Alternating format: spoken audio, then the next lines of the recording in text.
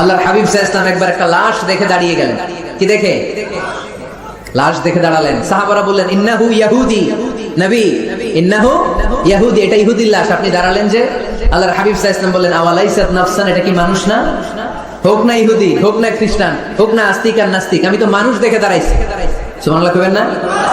এজন্য সবাইরে আগে মানুষ মনে করবেন। আগে কি মনে করবেন? পরে দলাদলি করেন। আমরা দেখা মাত্র বলি কোন পীরের মুরিদ? দেখা মাত্র প্রথম প্রশ্ন কি? হ্যাঁ, কোন পীরের মুরিদ? কোন দল করেন? হ্যাঁ, ভারতপন্থী না পাকিস্তানপন্থী? আছে না নাই? এই যে দলাদলি, খালি পিস পিস করি, খালি ভাগাভাগি। যারা পিস পিস করে আল্লাহ এদেরকে পিস পিস করে ফেলবে। ঠিক কি না? বিষ্ণুনবী এসেছেন মিলানোর জন্য, মিলিয়ে দেওয়ার জন্য বিষ্ণু ঈসা ইসলামের আগমন ঘটেছে, আর আমরা খালি পিস পিস। আমরা আহলে হাদিস মসজিদ বানাই এক জায়গায়, এক এলাকায় আহলে হাদিস মসজিদ, আরেক এলাকায় হারাও বানাইছে হানাফি মসজিদ। আছে না নাই? আহলে হাদিস মসজিদে হানাফি মুসল্লি ঢুকতে পারবে না, হানাফি মসজিদে আবার আহলে হাদিসরা ঢুকতে পারবে না। কোথায় চলে গেলাম আমরা? আমরা মানুষকে মানুষ হিসেবে কনসিডার করি না। সে মুসলমান, এটা তার বড় পরিচয়, এটা আমরা সামনে আনতে চাই না। আগে নিয়ে আসি হানাফি না আহলে হাদিস, আগে নিয়ে আসি বিএনপি না আওয়ামী লীগ। সে যে মানুষ, তার বড় পরিচয়। তারপর সে মুসলিম, সে আমার ভাই, এটা আমরা ভুলে গিয়েছি। আওয়াজ করে বলেন ঠিক কি না? ভুলে গেছি। আমাদের প্রভু এক, এক নবীর উম্মত, জীবন বিধানে ওই শিবানী কোরআন। আমাদের প্রভু এক, এক নবীর উম্মত, জীবন বিধানে ওই শিবানী কোরআন।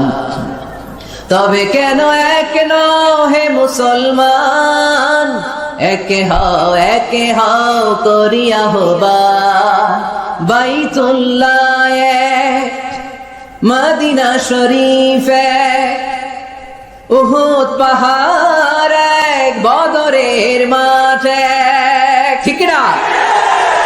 বাইতুল্লাহ এক, মদিনা শরীফ এক, উহুদ পাহাড় এক, বদরের মাঠে। একটা তো জীবন আর মরণ তো একটাই, একসাথে মিলে মিশে একটাই প্রাণ। তবে কেন এক হে মুসলমান, একে হও করিয়া হবা আমাদের প্রভু এক, এক নবীর উম্মত, জীবন বিধানে ওই শিবানী কোরআন। তবে কেন এক হে মুসলমান, একে হও করিয়া হবা। ঠিক না? বাইতুল্লাহ এক, মদিনা শরীফ এক, বদরের মাঠ এক, উহুদের প্রান্তর এক, কোরআন এক, নবী এক, আল্লাহ এক। কিন্তু আমরা আছি কিলাকিলি নিয়ে। ঠিক কিনা? এই কিলাকিলি আমরা আর করতে চাই? দলাদলি আমরা করতে চাই? আমরা ঐক্য চাই। আমরা কি চাই? এমন ঐক্যের সিন্ডিকেট আমাদের করতে হবে যাতে কোনো অপশক্তি এই সিন্ডিকেটকে ভাঙতে না পারে। চিল্লায় বলো ঠিক কিনা?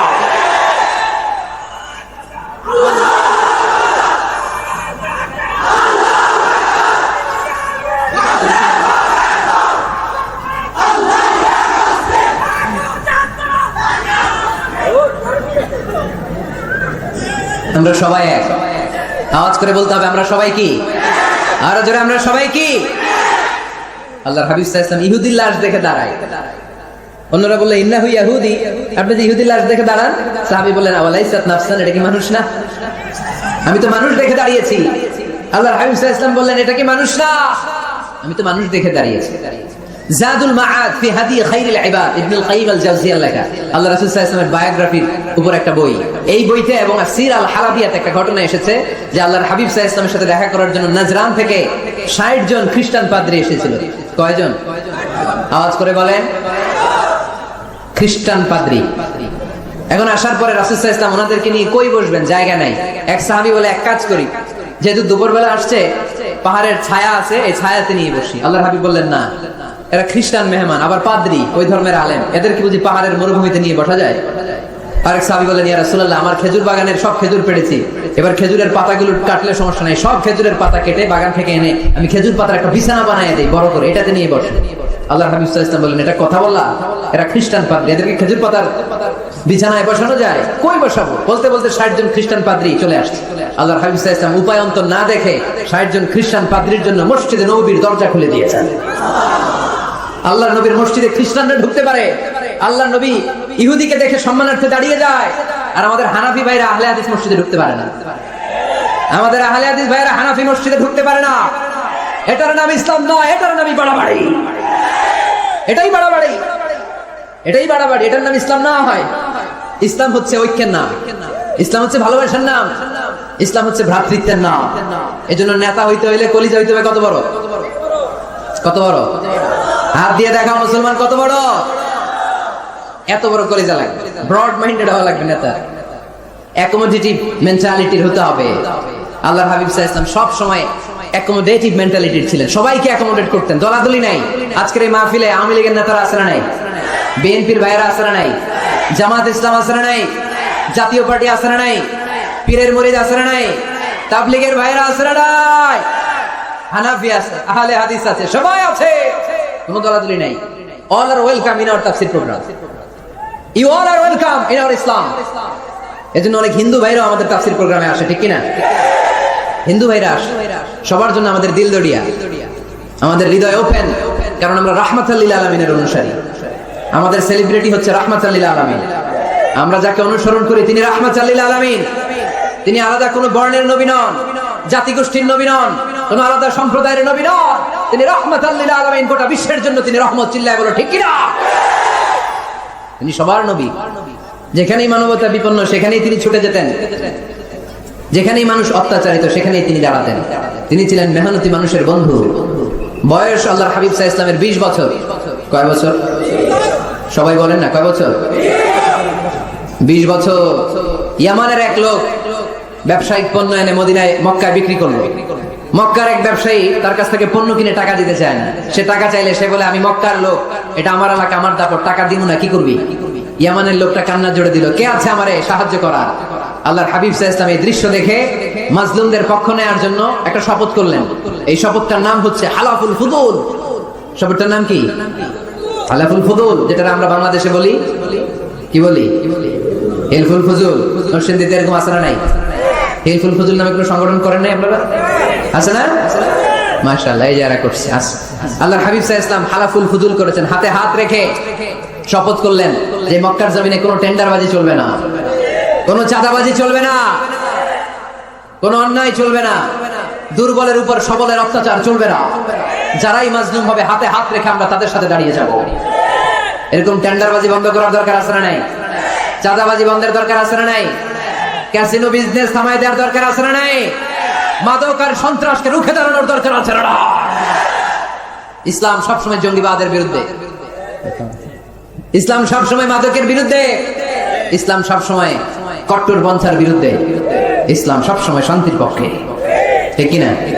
ইসলাম আর জঙ্গিবাদ কি এক? জেহাদ আর জঙ্গিবাদ কি এক? আরে জেহাদ হচ্ছে জঙ্গিবাদকে কবর দেওয়ার জন্য আল্লাহ পাঠিয়েছে। চিল্লায় বলেন ঠিক কিনা? যারা হকের বিপক্ষে, যারা মানুষের কষ্টের কারণ হয়, যারা জুলুমবাজ, এরা হচ্ছে জঙ্গি। আর যারা সত্যের পক্ষে এরা মুজাহিদ, ঠিক কিনা? এখানে যারা আসছে আজকের মাহফিলকে সফল করেছে, এরা প্রত্যেকে এক একটা মুজাহিদ, ঠিক কিনা? আর যারা মাহফিল বন্ধ করতে চায়, কোরআনের আওয়াজকে থামায় দিতে চায়, এরাই হলো আসল জঙ্গি।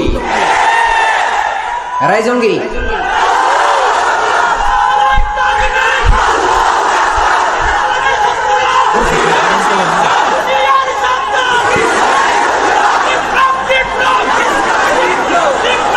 আল্লাহর হাবিব সাল্লাল্লাহু আলাইহি ওয়াসাল্লাম তিনি সব সময় সত্যের পক্ষে ছিলেন। তার মানে এই পৃথিবীতে সবচেয়ে বড় মুজাহিদের নাম হচ্ছে মুহাম্মদ সাল্লাল্লাহু। আচ্ছা দেখি আপনাদের কমন সেন্স কতটুকু। আল্লাহর হাবিব যদি সবচেয়ে বড় মুজাহিদ হয়, তাহলে আল্লাহর হাবিব সাল্লাল্লাহু আলাইহি ওয়াসাল্লামের সময়ের সবচেয়ে বড় জঙ্গিটার নাম কি? আবু জাহেল, ঠিক কিনা? মুসা আলাইহিস সালাম ছিলেন মুজাহিদ, তার মানে ওনার সময়ের সবচেয়ে বড় জঙ্গিটার নাম কি? ইব্রাহিম আলাইহিস সালাম ছিলেন মুজাহিদ, ওনার সময়ের সবচেয়ে বড় জঙ্গির নাম কি? এখনো যারা কোরআনের পক্ষে, ইসলামের পক্ষে, আমার নবীর পক্ষে, এরা এক একটা মুজাহিদ। আর যারাই কোরআনের বিপক্ষে, এরা এক একটা জঙ্গি। এরাই জঙ্গি। ডেফিনেশন খুব সহজ। যারা হকের পক্ষে মুজাহিদ, যারা কল্যাণের পক্ষে এরা মুজাহিদ, যারা হকের বিপক্ষে এরা জঙ্গি। এই জঙ্গিবাদের কবর রচনা করার জন্য আল্লাহ তাআলা জিহাদকে ফরজ করেছেন। এজন্য জিহাদ আর জঙ্গিবাদকে কখনো গোলানো যাবে। আল্লাহর হাবিব সাল্লাল্লাহু আলাইহি ওয়াসাল্লাম ছিলেন মেহনতি মানুষের বন্ধু। মেহনতি খেটে খাওয়া মানুষকে আমার নবী এত ভালোবাসতেন যে বিদায় হজের মতো এত গুরুত্বপূর্ণ ভাষণেও বাদ যায়নি খেটে খাওয়া মানুষের কথা। তিনি বলেছেন আরিকাকুম আতঈমুহুম মিম্মা তাকুলুন ওয়াকসুহুম মিম্মা তালবিসুন। খবরদার, তোমাদের অধীনস্থ কর্মচারীদের সাথে খারাপ আচরণ করো না। তোমরা যা খাবে তাদেরও তা খেতে দিও, তোমরা যা পড়বে সেখান থেকে তাদেরকেও পোশাকের ব্যবস্থা করে দিও।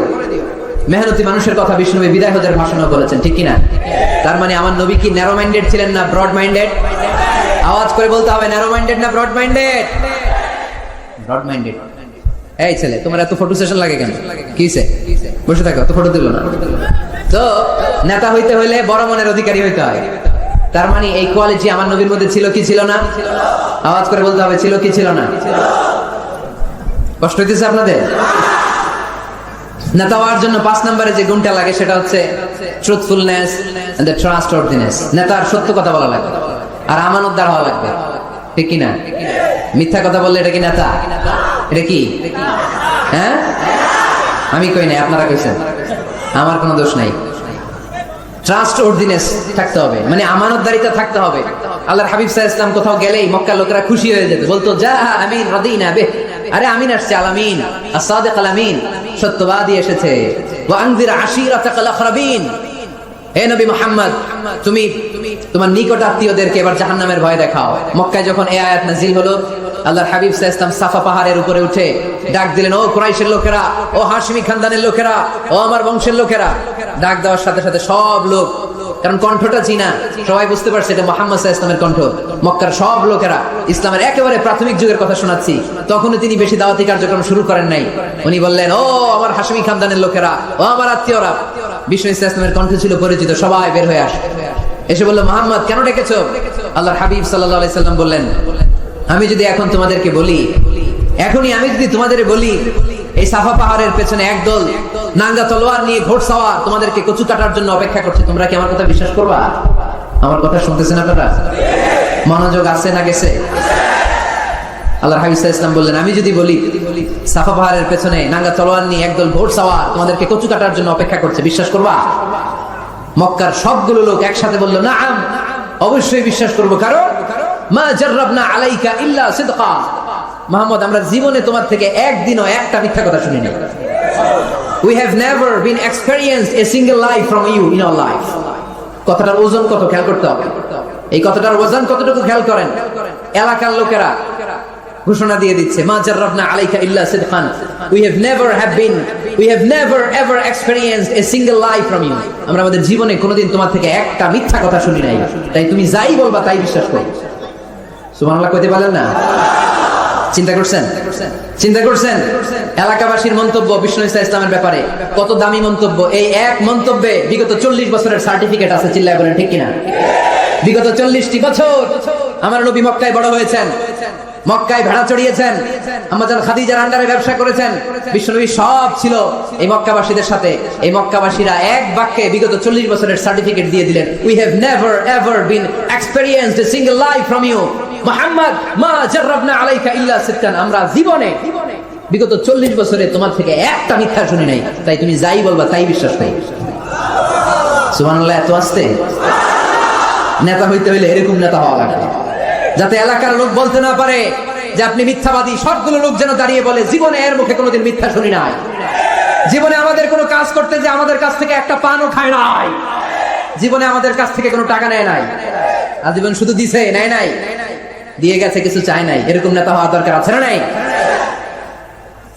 আল্লাহ রাসূল সাল্লাল্লাহু আলাইহি ওয়াসাল্লাম এতটাই আমানতদার ছিলেন, আম্মা জান খাদিজাতুল কুবরা রাদিয়াল্লাহু তাআলা আনহা শুধুমাত্র কেবলমাত্র বিশ্বনবীর আমানতদারিতায় মুগ্ধ হয়ে বিশ্বনবীকে বিয়ের প্রস্তাব দিয়েছে। শুধু আমানতদারিতা দেখে তিনি বিয়ের প্রস্তাব দিয়েছিলেন। এতটাই আমানতদার ছিল বিশ্বনবী সাল্লাল্লাহু আলাইহি ওয়াসাল্লাম, কাফির মুশরিকরাও আমানতের প্যাকেট বিশ্বনবীর কাছে রেখে যেত। একজন এসে বলল, আমি তায়েফে যাব, এখানে 5000 দিরহাম মুহাম্মদ তোমার কাছে আমানত রেখে গেলাম। দল করে আবু জাহেল, দল করে কার? কথা বুঝে নাই বোধহয়। দল করে কার? আমানত রাখতে আসে কার কাছে? আল্লাহর হাবিব যদি বলতেন দল করে আবু জাহেলের, আমার কাছে আমানত কেন, আবু জাহেলের কাছে রাখো। ওরা কয় না, দল করি পেছে পয়রা, আমানত আপনার কাছে রাখতে হবে। কারণ এই টাকার প্যাকেট যদি আবু জাহিলের কাছে রাখি, কয়দিন পরে আইসা দেখবো টাকাও নাই, প্যাকেটও নাই। ঠিক কি না? কি বড় আমানতদার ছিলেন বিষ্ণু ইসলাম। আমানতের মাল দিয়ে বিষ্ণুবীর ঘর বোঝাই করা ছিল। আল্লাহর হাবিব যে রাতে মক্কা থেকে মদিনায় হিজরত করতে যাবেন, ওই রাতে এই আমানতের সম্পদগুলো বুঝিয়ে দেওয়ার জন্য চাচাতো ভাই আলী রাদিয়াল্লাহু তাআলা আনহুকে ডেকে অ্যাপয়েন্টমেন্ট দিয়েছেন যে আলী, আমি তো চলে যাচ্ছি আমার জন্মভূমি মক্কা ছেড়ে মদিনায়, এই আমানতের সম্পদগুলো তোমার দায়িত্বে, তুমি বুঝাইয়ে দেবা। সাইয়েদনা আলী রাদিয়াল্লাহু তাআলা আনহু বলেন, একদিন নয়, 2 দিন নয়, এই আমানতের মালামালগুলো মক্কার লোকদের কাছে পৌঁছাতে আমার 3 দিন সময় লেগেছে। সুবহানাল্লাহ বলতে পারলেন না? টানা 3 দিন সময় নিয়ে তিনি আমানতের সম্পদ বুঝিয়ে দিয়েছেন। এজন্য বিষ্ণু বলেছেন, ইদা দুকিয়াতিল আমানাতু ফান্তাযিরিস সাআ। সহিহ বুখারীর বর্ণনা, যখন আমানতের খেয়ানত হয়ে যাবে তখন কিয়ামত হয়ে যাবে। এখন আমানতের খেয়ানত আছে না নাই? সাহাবারা বললেন, ইয়া রাসূলুল্লাহ কাইফা ইদাআতুহা, কেমন করে আমানতের খেয়ানত হয়? বিশ্বনবী বললেন, ইদা উসিদাল আমরু ইলা গায়রি আহলিহি ফান্তাযিরিস সাআ। যে লোক যেই চেয়ারে বসার যোগ্য নয়, তারে যখন ওই চেয়ারে বসিয়ে দেয়া হবে তখন কিয়ামত হয়ে যাবে। যে যেটার যোগ্য না, আরে ওই দায়িত্ব দিলে, ওই জায়গায় বসাইলে ঝামেলা আছে না নাই? আমি কোরআনের আয়াত তেলাওয়াত করতে পারি না, আমি হাদিস জানি না, আমি ফিকহ শাস্ত্র জানি না, আমারে বানাইছেন প্রধান বক্তা, যদি এমন হয় তাহলে এটা আমানতের খেয়ানত না? একজনের যোগ্যতা নাই, আরে আপনি বড় দায়িত্ব দিয়ে দিয়েছেন, এটা আমানতের খেয়ানত কিনা? কথা বলে। কেরাত পড়তে পারে না, শুদ্ধ কেরাত জানে না, বানাইছেন মসজিদের ইমাম, এটা আমানতের খেয়ানত হয়েছে না? যেই লোক যেই চেয়ারে বসার যোগ্য না, তারে যদি ওই চেয়ারে বসায় দেয়, আমানতের খেয়ানত হয়ে যাবে। আর যখনই আমানতের খেয়ানত শুরু হয়ে যাবে তখনই কিয়ামত হয়ে যাবে। চিল্লায় বলেন ঠিক কি না? তাহলে নেতা হইতে চাইলে সত্যবাদী হন, নেতা হইতে চাইলে আমানতদার হন, বিশ্বনবীর মতো। কার মতো? কার মতো? কথা বুঝতে পারছেন? আরো শুনবেন? হ্যাঁ, হুজুর শেষ করে দেই নাকি? কষ্ট পাচ্ছে। যেই পরিমাণে লোক, যেই পরিমাণে এখানে 8টা প্রজেক্ট হলো, এখানে লক্ষ লক্ষ লোক, আপনারা সেফলি এক্সিট করতে 1 ঘন্টা লাগে। থামেন থামেন।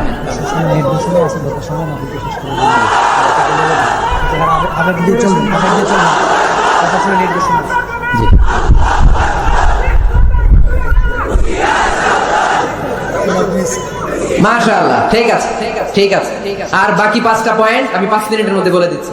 মনোযোগ থাকতে হবে, খরগোশের কানের মতো কান খাড়া করে দিয়ে দিতে হবে, আওয়াজ করা যাবে না।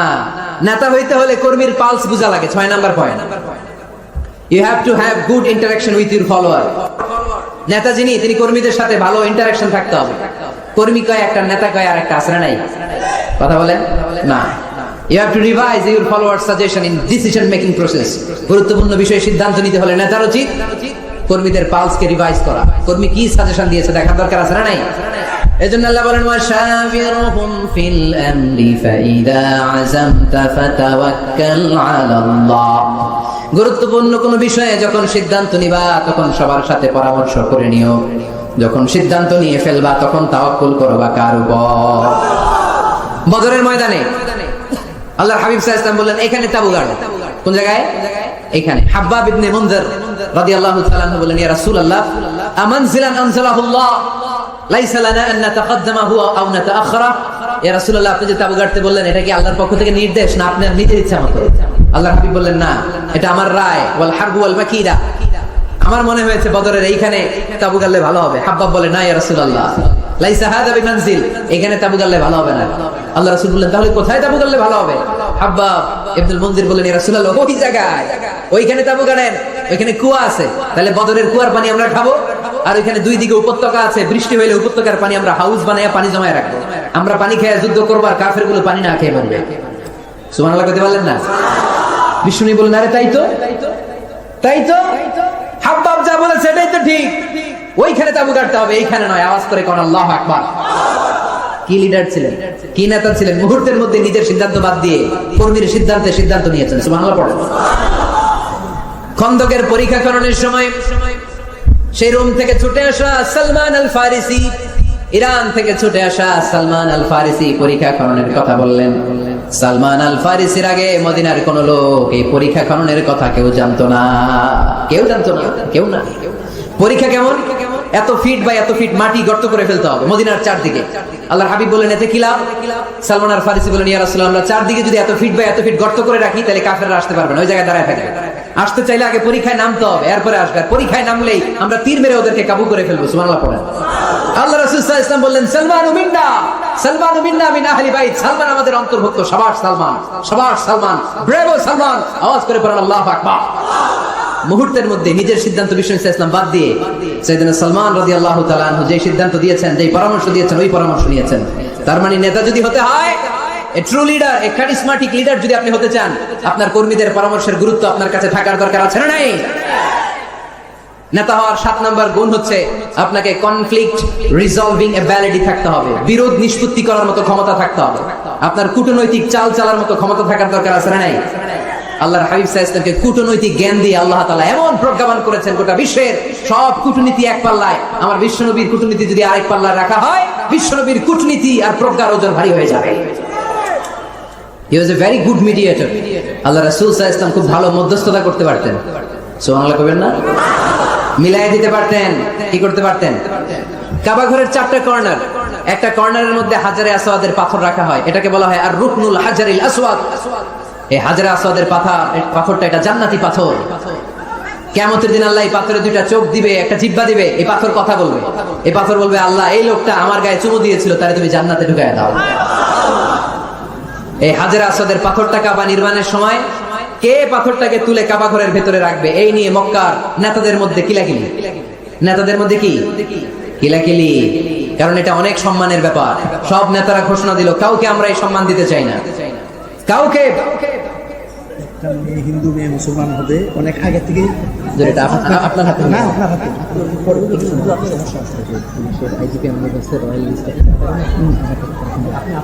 আচ্ছা ঠিক আছে, এখানেই হবো। আর নিয়ে আসলাম জি ইনশাআল্লাহ। এজন্য হাজারে আসওয়াদের পাথরটা অনেক সম্মানের পাথর। হুজুরা 5 মিনিটের মধ্যে শেষ করব। 5 মিনিট জি। হাজারে আসওয়াদের পাথরের কথা দিয়ে শেষ করে দেব ইনশাআল্লাহ। বসেন। হাজারে আসওয়াদের পাথরটা কাবা নির্মাণ শেষে কে নিয়ে কাবা ঘরের মধ্যে রাখবে, এ নিয়ে তর্ক, এ নিয়ে ঝগড়া বিবাদ, এ নিয়ে মারামারি। প্রতিটা গোত্রের লোকেরা বলতে শুরু করলো আমরা রাখবো, কারণ এটা অনেক সম্মানের। এই আপনারা উঠছেন কেন এদিকে? উঠলেন কেন? আমি কি আপনাদের মেহমান না? তো উঠলেন কেন?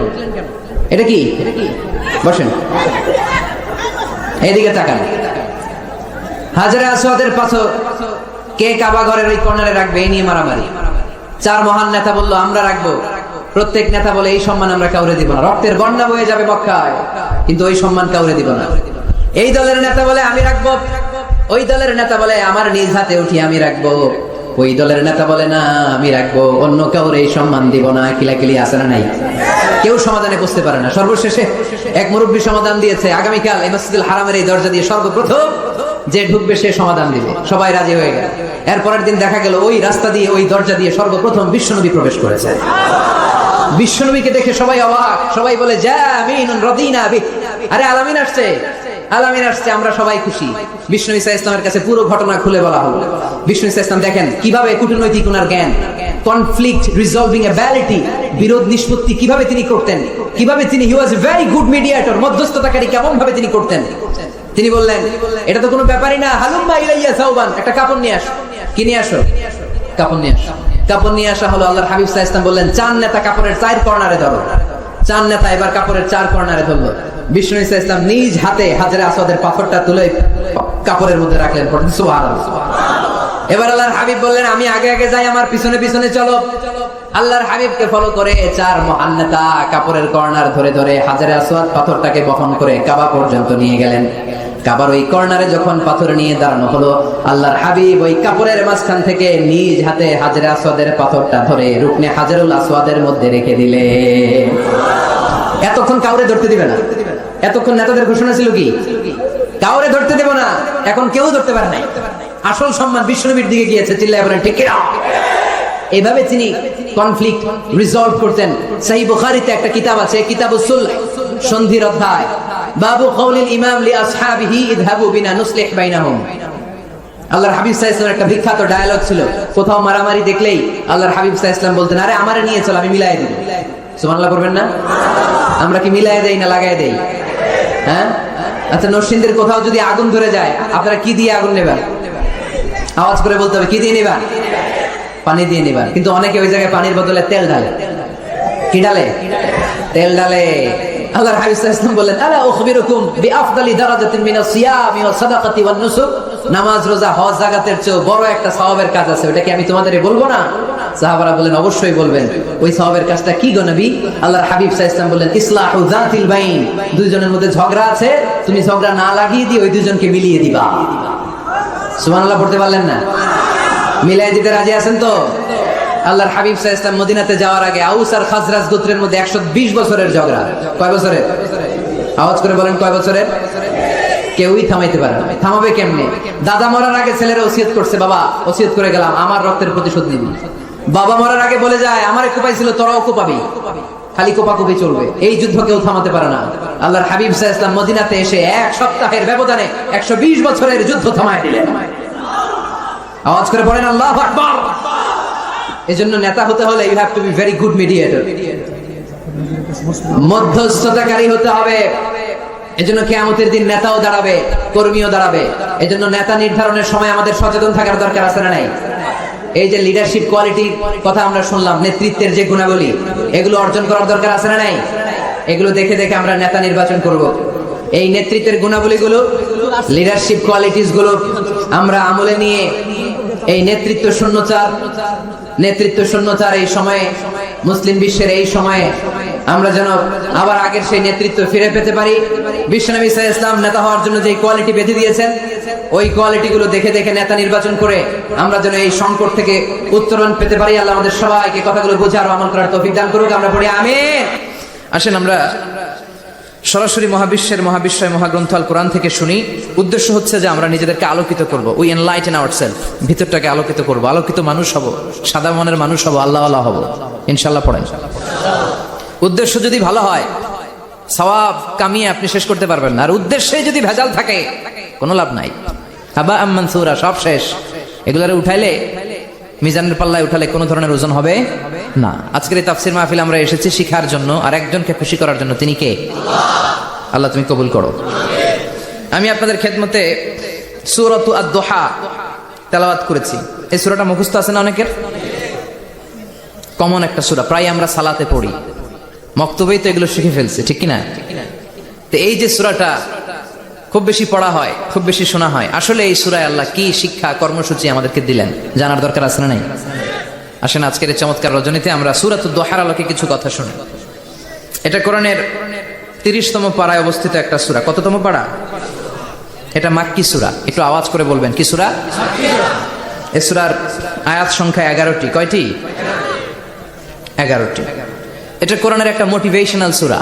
কি সূরা? মোটিভেশনাল। আমরা প্রায় এই শব্দটা শুনি না, মোটিভেশন। এটা কোরআনের মোটিভেশনাল সূরা, অনুপ্রেরণাদায়ক। এই দুইটা সূরা অনুপ্রেরণাদায়ক। ফাইন্না মাআল উসরি ইউসরা, আল্লাহ বলেছেন ফাইন্না মাআল উসরি ইউসরা, কষ্টের পরেই আছে সুখ, কষ্টের পরেই আছে সুখ। আমাদের জীবনে সুখ বেশি, কষ্ট কম।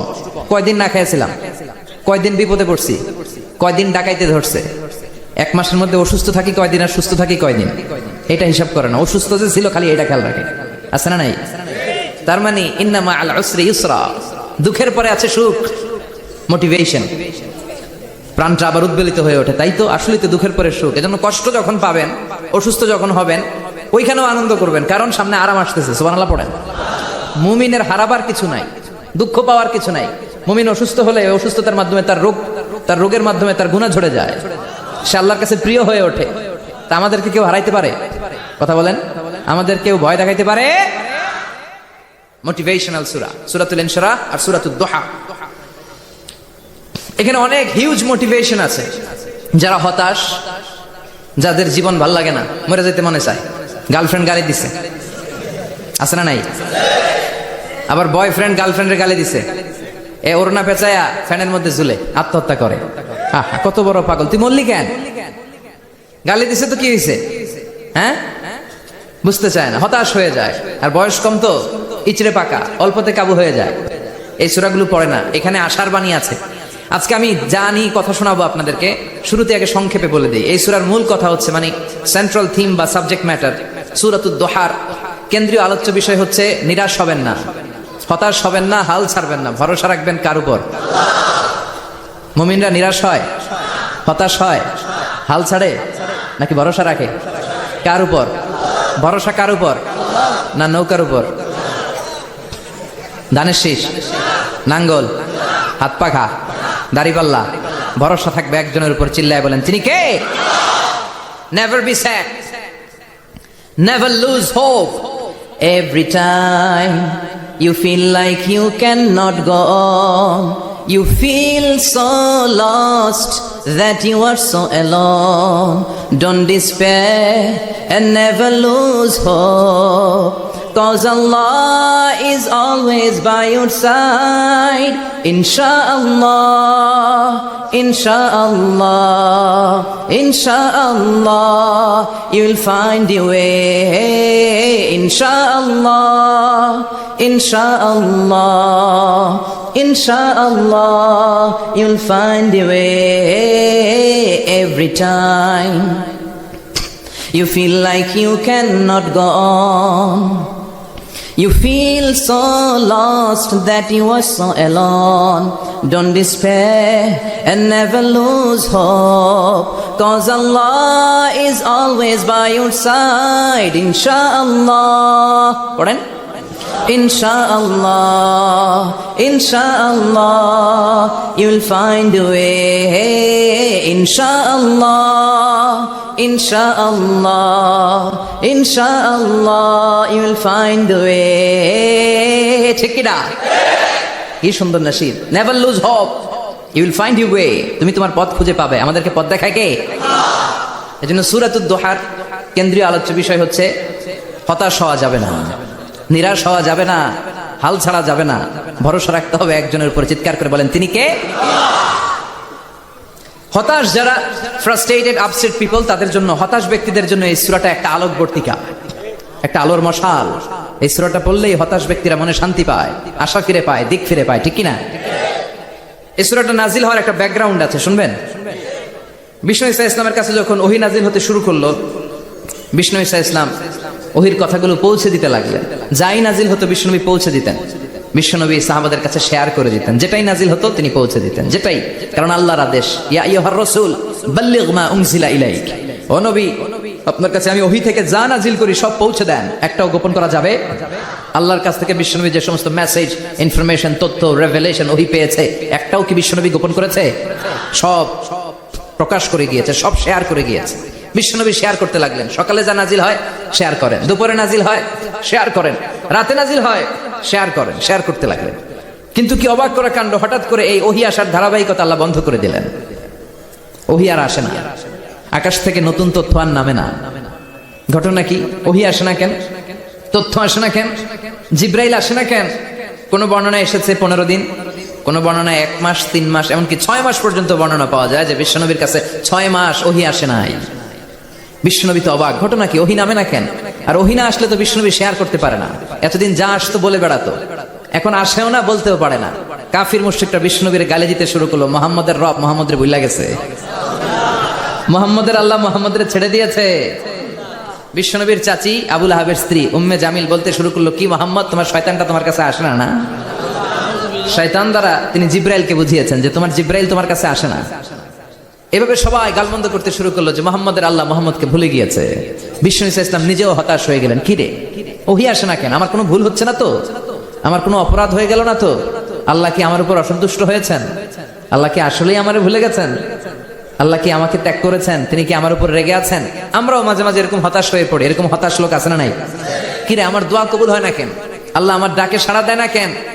আমার জীবনে এত দুঃখ কেন? আমার জীবনে তো ভালো কিছু হয় না, খালি সব কষ্ট আমার কেন? এরকম আছে না নাই? এরকম হতাশদের জন্য এই সূরাটা একটা আলোকবর্তিকা, মোটিভেশনাল সূরা। আলহামদুলিল্লাহ পড়েন। বিশ্বনবীকে আল্লাহ আশ্বস্ত করলেন আর এই সূরাটা নাজিল করলেন আর বললেন ওয়াদ-দুহা, ওয়াদ-দুহা। দুহা মানে আলো, দুহা মানে আলো, প্রভাতের সূর্য কিরণের শপথ। Look up, the sunlight, it's a very beautiful day out there. ও নবী হতাশ হবেন না, বেরোন, সকালের সূর্যটা কত সুন্দর, কি ঝলঝলে পৃথিবী, ফকফকে আর তকতকে, দেখলেই মনটা ভরে যায়। ঠিক কি না? দোহা, দোহা মানে আলো, আশার আলো, সম্ভাবনার আলো। আমাদের জীবনে আলোর দরকার আছে না নাই? আলো না থাকলে আমরা বাঁচতে পারবো? আলো লাগে বড় ভালো। এই আজকে আলো না থাকলে আমার দেখা যাইতো? এজন্য কোরআনকে আল্লাহ আলো বলেছেন। কোরআনকে কি বলেছে? কিতাবুন আনজালনাহু ইলাইকা লিতুখরিজান নাসা মিনাল যুলুমাতি ইলান নূর। ও Muhammad, I've revealed this holy Quran unto you to lead the mankind out of darkness into the light. অন্ধকার থেকে লাইট, লাইট মানে কি? আলো, আলোর দিকে নেওয়ার জন্য এই কোরআন পাঠিয়েছে। আবার বিশ্বনবীকেও আল্লাহ নূর, নূরের সাথে তুলনা করেছেন। আবার বিশ্বনবী আল্লাহর কাছে নূর চাইতেন, বলছেন আল্লাহ আমার ডানে আলো দাও, আমার বায়ে আলো দাও, আমার সামনে আলো দাও, পিছনে আলো দাও, উপরে আলো দাও, নিচে আলো দাও, আমার দেহে আলো দাও, আমার মাংসপেশির ভিতরে আলো দাও, আমার হাড্ডির ভিতরে আলো দাও, আমার জন্য তুমি আলো দাও। পড়েন আমিন। এজন্য আলো ছাড়া বেঁচে থাকা অসম্ভব। আল্লাহ তাআলা আলোর নামে সূরা দিলেন, সূরাতুদ দুহা, প্রভাতের আলো, প্রভাতের সূর্য কিরণের শপথ, আলোর শপথ। সুবহানাল্লাহ পড়েন। এরপর আল্লাহ বললেন ওয়াল্লাইলি ইযা সাজা, আলোর শপথ, সকালবেলার সূর্য কিরণের শপথ। দ্বিতীয় আয়াতে আল্লাহ বললেন রাত্রিবেলার শপথ, যখন রাত্রিটা নিঝুম হয়, হয় নিস্তব্ধ, নিঝুম আর নিস্তব্ধ রাতের শপথ। তাহলে আল্লাহ আলোর কসম কাটলেন, তারপরে অন্ধকারের কসম কাটলেন, ঠিক কিনা?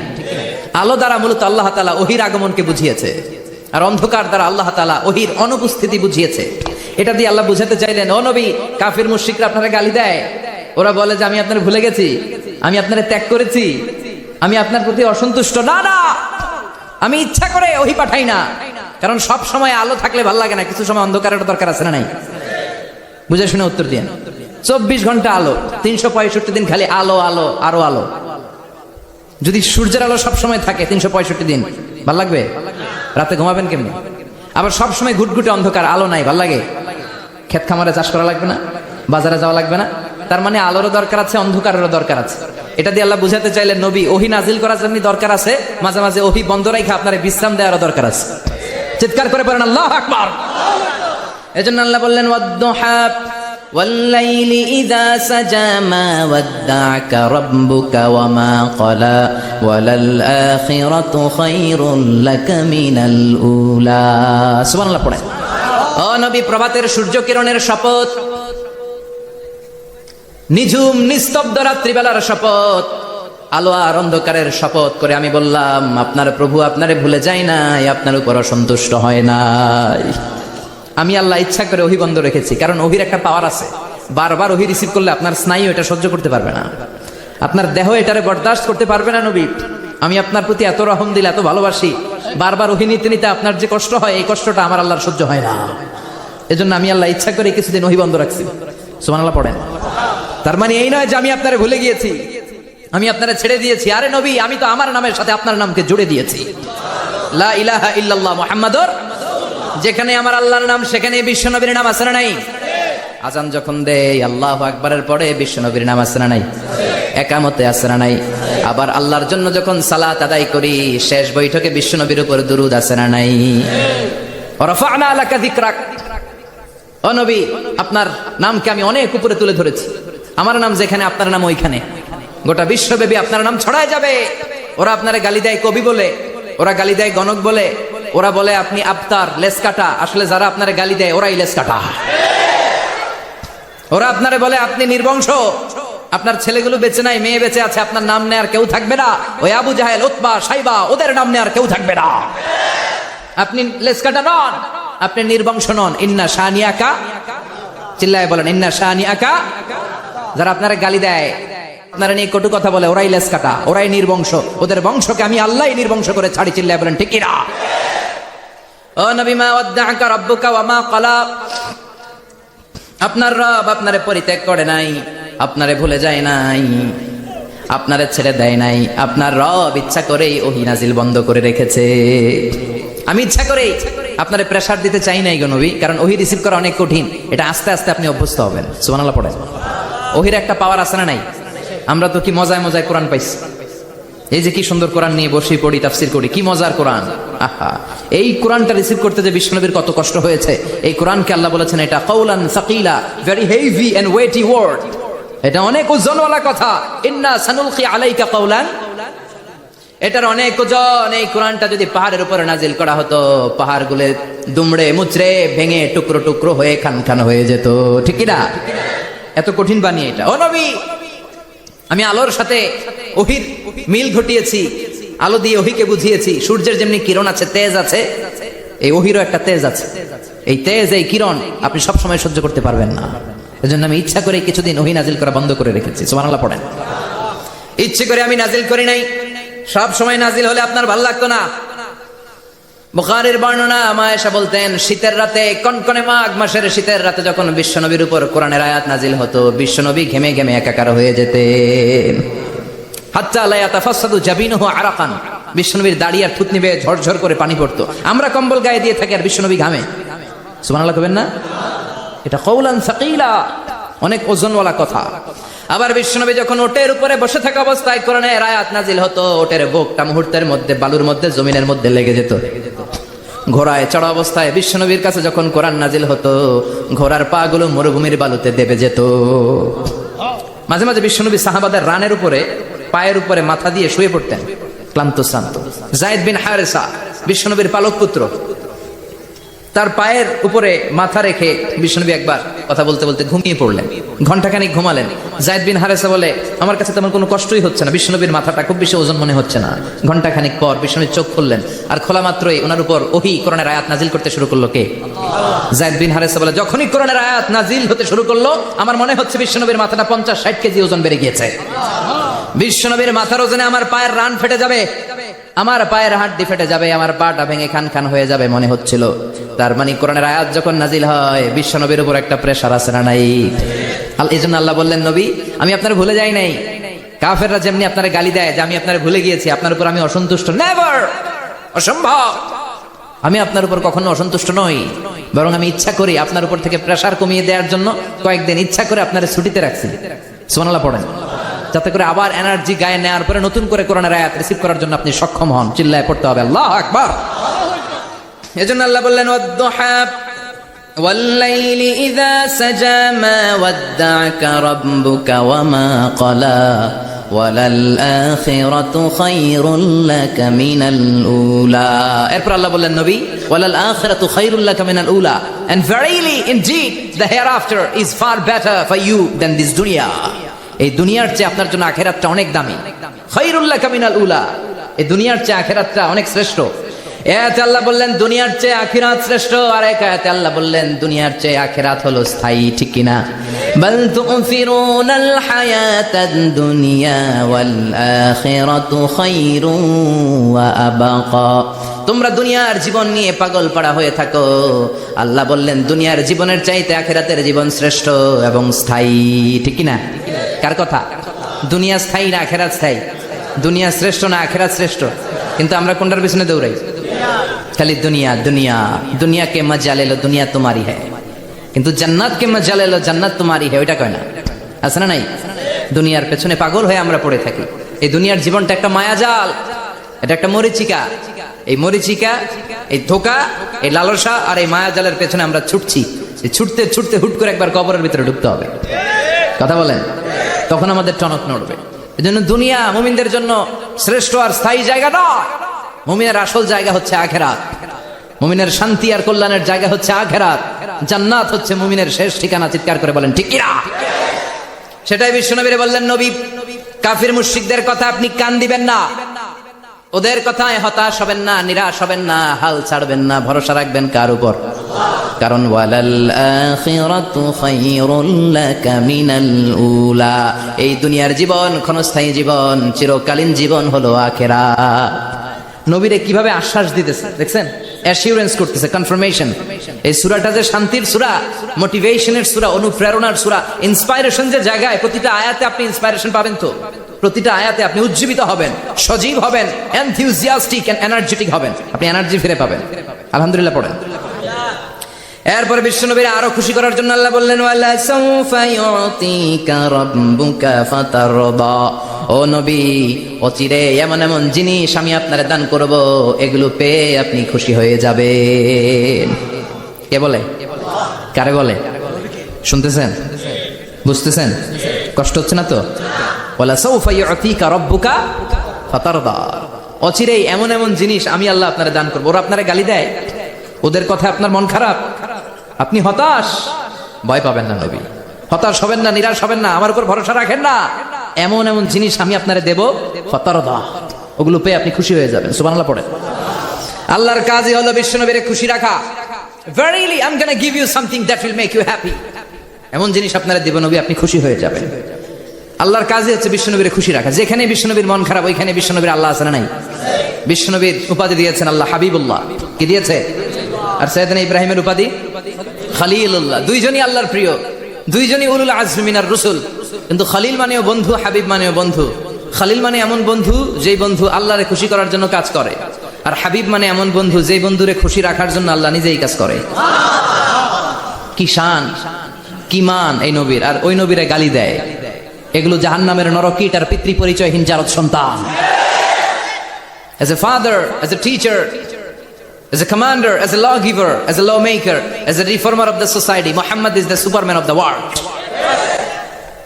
উনি সুপারম্যান, উনি অসাধারণ ব্যক্তিত্ব, আনপ্যারালাল পার্সোনালিটি। ওনার জীবনী নিয়ে পড়া শুরু করলে এটা শেষ হয় না। বিয়ন্ডলেস, বাউন্ডলেস, বটমলেস, এটা তলাবিহীন সাগর। বিশ্বনবীর জীবনী একটা সাগর, কিন্তু সাগরের কি নাই? সুবহানাল্লাহ কইবেন না? এই বিশ্বনবীর খুশি রাখা কার কাজ? যেখানে বিশ্বনবী হতাশ, যেখানে বিশ্বনবীর মন খারাপ, বিশ্বনবীর মন ভালো করে দেয় কে? এজন্য আল্লাহ বলেন, ওয়ালা সাউফা ইউতিকা রাব্বুকা, অচিরেই আপনার রব আপনাকে এমন এমন জিনিস দান করবে নবী, এগুলো পেয়ে আপনি খুশি হয়ে যাবেন। কিভাবে নবী খুশি হয়েছে, কিভাবে নবীর আল্লাহ খুশি রাখবে, শুনবেন শুনবেন শুনবেন? দেখেন, খেয়াল করে বুঝতে হবে কিভাবে আল্লাহ তাআলা বিশ্বনবীকে খুশি করেন। দেখেন, বিশ্বনবীর প্রথম কোথায় খুশি করলেন? বিশ্বনবী মক্কার জমিনে দাওয়াতি কাজ যখন শুরু করলেন, তিনি দেখলেন বিশ্বনবী খুব ভালো অ্যানালাইসিস করতে পারতেন।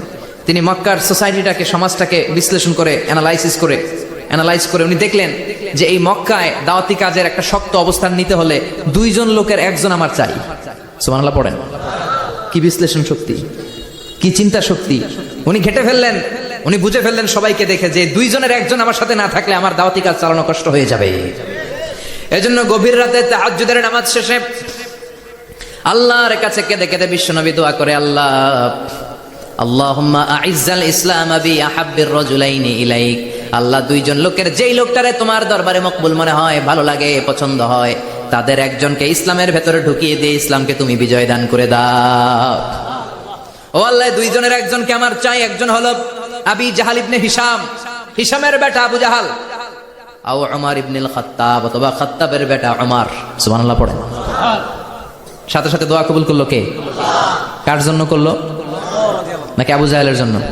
আবু জাহেলের চোখের সামনে পর্দা ছিল, ও পর্দা সরায় না, ওর অন্তরে পর্দা, ও পর্দা উঠে সত্যটা দেখতে চায় না।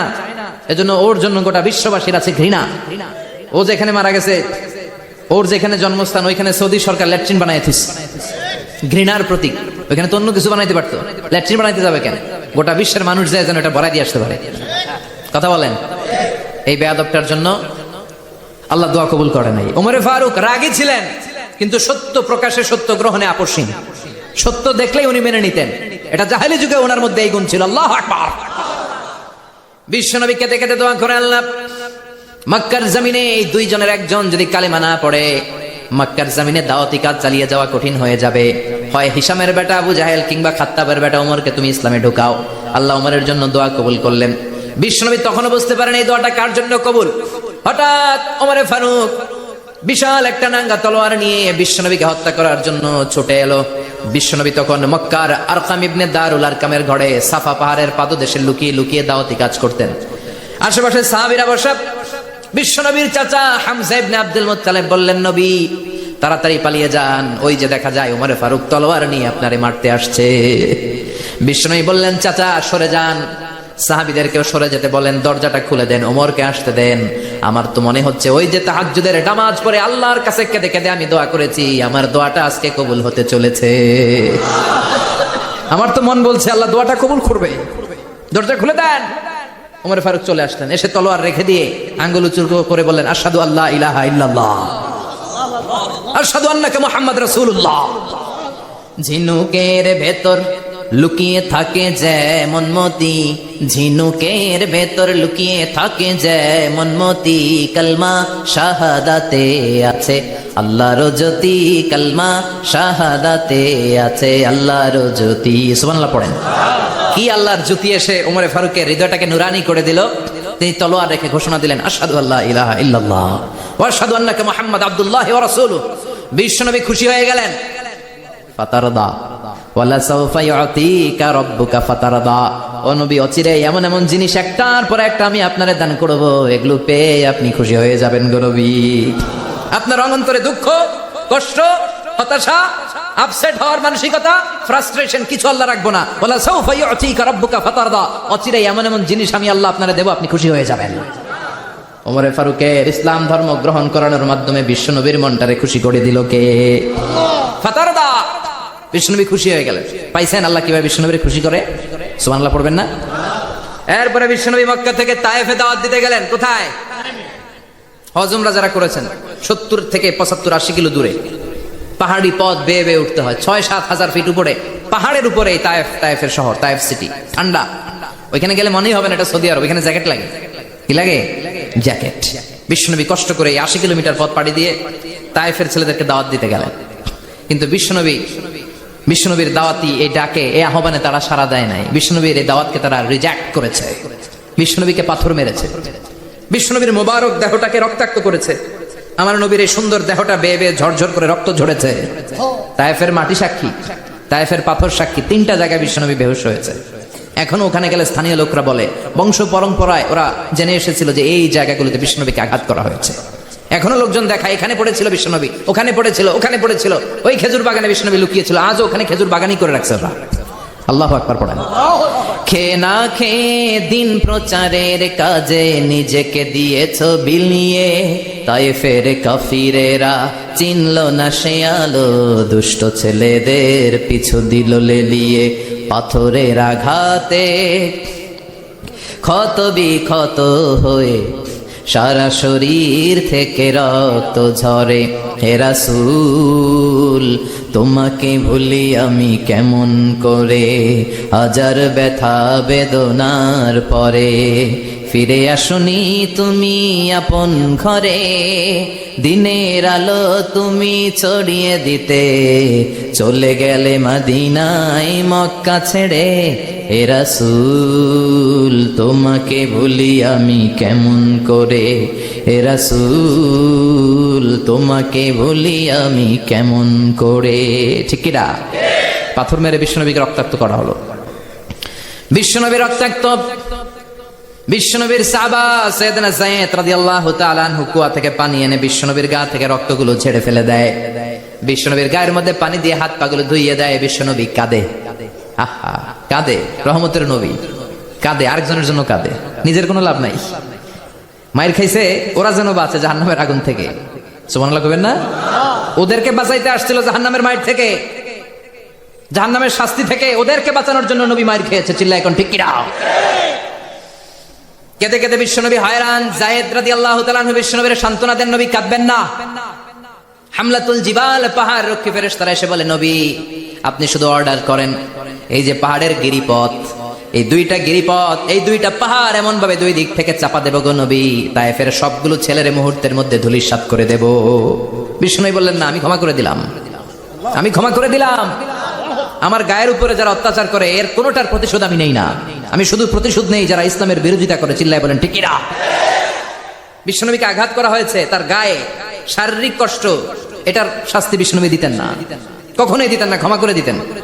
কিন্তু ইসলামকে মারাত্মক ভাবে যদি ইসলামের বিরুদ্ধাচরণ কেউ যদি করত, শুধু তাদের উপর বিশ্বনবী তলোয়ার চালাতেন। চিৎকার করে বলতে হবে ঠিক কিনা? বিশ্বনবী কাঁদলেন। কে দেখে বিশ্বনবীর কান্না? নিজের জন্য কাঁদে না, ওদের জন্য কাঁদে। আর বললেন, না ফেরেশতারা, ওদেরকে তোমরা মেরে ফেলো না, হয়তো ওরা কালিমা পড়ে নাই, ওদের ভবিষ্যৎ প্রজন্মদের মধ্যে থেকে কেউ না কেউ কালিমার বাণী পড়বে। তাই হয়েছে। তায়েফে গেলে হৃদয়টা ঠান্ডা হয়ে যায়। মসজিদ আর মসজিদ, মসজিদ আর মসজিদ, আল্লাহ আল্লাহদের ভিড়, চমৎকার এক পরিবেশ তায়েফের পরিবেশ। বিশ্বনবী কেঁদে কেঁদে হয়রান। আল্লাহ রসুলের উপর থেকে টের পাচ্ছে বিশ্বনবীর মনটা ভালো না। এত আশা নিয়ে ভরসা নিয়ে কোথাও জায়গা না পেয়ে তায়েফের এখানে আসলাম দাওয়াত দেওয়ার জন্য। তায়েফের ছেলেগুলো আমার দাওয়াত গ্রহণ করলো না। বিশ্বনবীর মনটা বড্ড খারাপ। বিশ্বনবী নামাজে দাঁড়িয়ে গেলেন। বিশ্বনবী নামাজে দাঁড়িয়ে তেলাওয়াত করছেন, পাশ দিয়ে একদল জিন বিশ্বনবীর পাশ দিয়ে চলে যাচ্ছিল। একদল জিন, জিন জাতি চলে যাচ্ছে, আর বিশ্বনবীর তেলাওয়াত শুনে তারা থমকে দাঁড়ায়। কিরে, এত সুন্দর কোরআন, এরকম তো শুনি নাই। ইনি কে? খোঁজখবর নিয়ে দেখলেন ইনি বিশ্বনবী। সুবহানাল্লাহ পড়েন। তারপরে এরা ছুটে গেল এলাকায়। এলাকায় যে এরা ঘোষণা দেওয়া শুরু করলো, ইন্না সামি'না কুরআনান আজাবা ইয়াহদি ইলার রুশদি ফাআমান্না বিহি। নিশ্চয় আমরা আজীব চমৎকার কোরআন তেলাওয়াত শুনে এসেছি। এই তেলাওয়াত সাধারণ তেলাওয়াত নয়, এই আয়াত দুনিয়ার মানুষের বানানো আয়াত নয়। এই আয়াতগুলো পাঠিয়েছে কে? এই আয়াতগুলো ইয়াহদি ইলার রুশদি, হেদায়েতের দিকে মানুষকে পথ দেখায়। তাই আমরা যারা এই তেলাওয়াত শুনেছি, আমান্না বিহি, এই তেলাওয়াত শুনে, কোরআন শুনে, বিশ্বনবীর কণ্ঠে তেলাওয়াত শুনে আমরা সবাই ঈমান এনে মুসলমান হয়ে গেলাম। বিশ্বনবী তখনও জানে না জিনেরা যে মুসলমান হয়েছে। বিশ্বনবী নামাজ পড়ে যখন বসলেন, সাইয়েদনা জিবরাইল মারফত আল্লাহ বিশ্বনবীরে জানায়, ও নবী হতাশ হন কেন? হতাশ হবেন না, নিরাশ হবেন না, হাল ছাড়বেন না, ভরসা রাখবেন কার উপর? ও নবী হতাশ হন কেন? দাওয়াত দিতে এসেছিলেন তায়েফের যুবকদেরকে। তায়েফের যুবকরা দাওয়াত কবুল করে নাই তো কি হয়েছে? তার বিপরীতে অদৃশ্য জগতের একটা প্রাণী, জিন জাতি, তারা আপনার কণ্ঠের সুন্দর তেলাওয়াত শুনে কালিমা পড়ে মুসলমান হয়ে গিয়েছে গো নবী। বিশ্বনবীরে শোনায় দিলেন, ফাতারদা, বিশ্বনবী আবার খুশি হয়ে গেলেন। ওয়ালা সাউফা ইউতিকা রাব্বুকা। যেখানে বিশ্বনবীর মন খারাপ, বিশ্বনবীরে ভালো করার থেরাপি আল্লাহর জানা আছে না নাই? সুবহানাল্লাহ পড়ে। যেখানে বিশ্বনবীর মন খারাপ, সেখানে বিশ্বনবীর মন ভালো করে দেয় কে? এরপরে বিশ্বনবীর কলিজার টুকরা খাদিজাতুল কুবরা তাহেরা ইন্তেকাল করলেন। বিশ্বনবীর মনটা, হৃদয়টা আবার ভেঙে খান খান হয়ে যায়। খাদিজাতুল কুবরা তাহেরা ছিল বিশ্বনবীর প্রথম স্ত্রী। নিজের যত সম্পদ ছিল সব বিশ্বনবীর পায়ের সামনে ঢেলে দিয়েছে, সব ঢেলে দিয়েছে বিশ্বনবীর জন্য। উনিও স্ত্রী, আমাদের স্ত্রীগুলো স্ত্রী, পার্থক্য আছে না নাই? আহা, নিজের যা ছিল সব দিয়ে দিল স্বামীরে। বিশ্বনবী বলতেন, রুজিক তো হুব্বাহা। খাদিজাতুল কুবরার ভালোবাসা সহিহ মুসলিমের বর্ণনা, আল্লাহ আমার হৃদয়ের ভিতরে রিজিক হিসেবে দিয়েছে।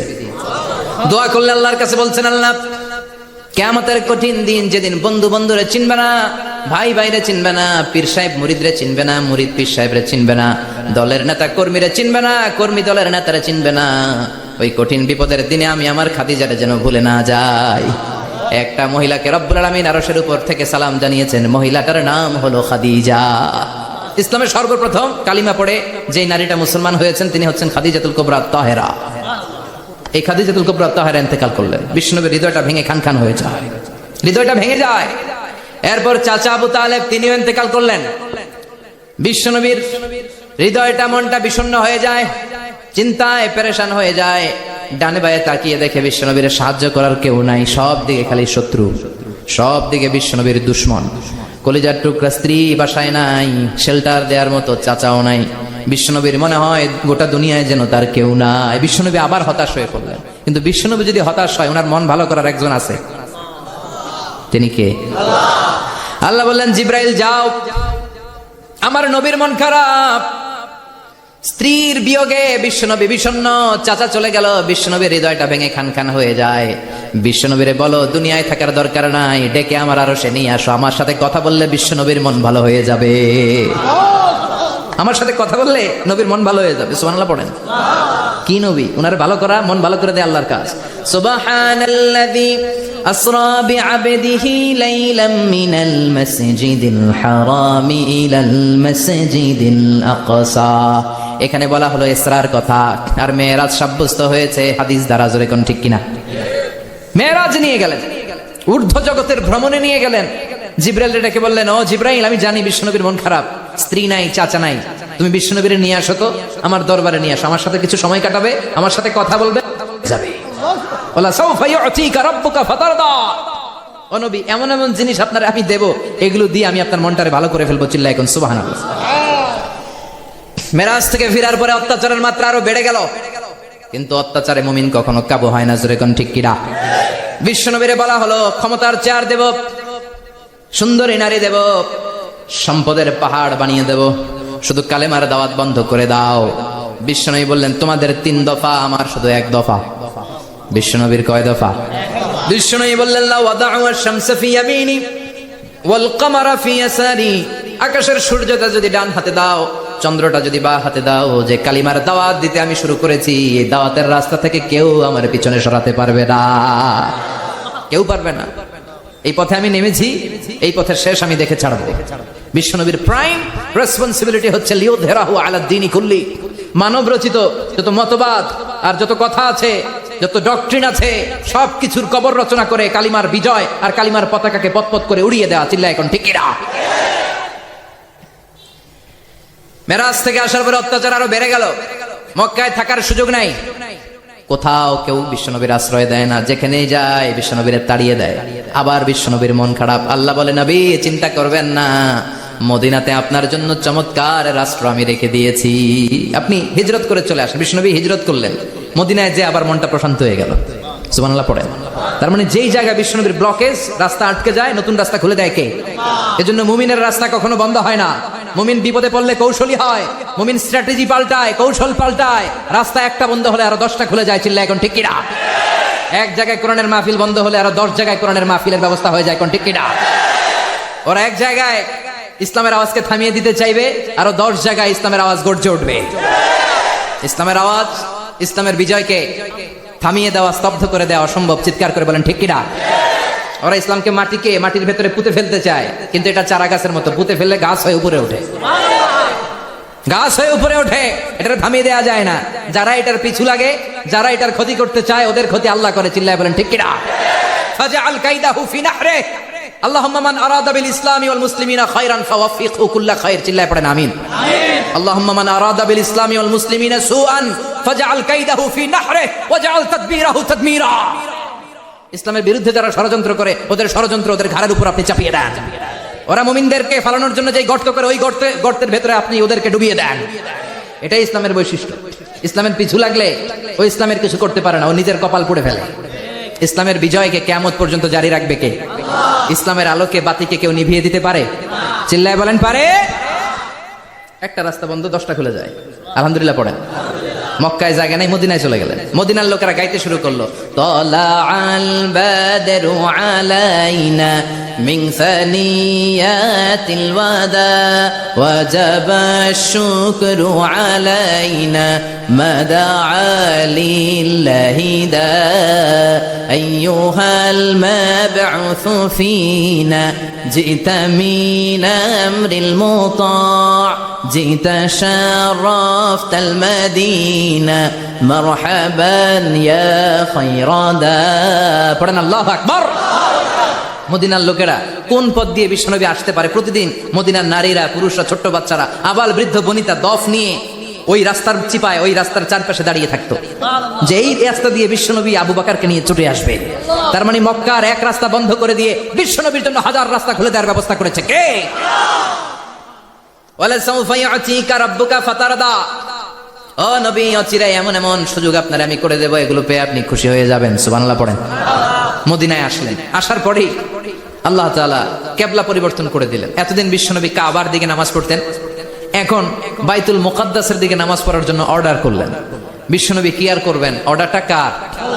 নামাজ শুরু করলেন। ইহুদিরাও যেদিকে নামাজ পড়ে, বিশ্বনবী ওই দিকেই নামাজ পড়ে। বাইতুল মুকাদ্দাস 1 মাস, 2 মাস, 3 মাস যেতে যেতে 16 মাস কিংবা 17 মাস। কিন্তু বিশ্বনবীর এটা ভালো লাগে না। বিশ্বনবীর মনে চায় আমার বংশের গোড়া, আমার আদি পিতা ইসমাঈল আর ইব্রাহিম আলাইহিস সালাম যেই কাবার দিকে হয়ে সালাত করতো, ওই কাবার দিকে হয়ে যদি আমিও পড়তে পারতাম। এই দৃশ্যটা আরশের উপর থেকে দেখে কে?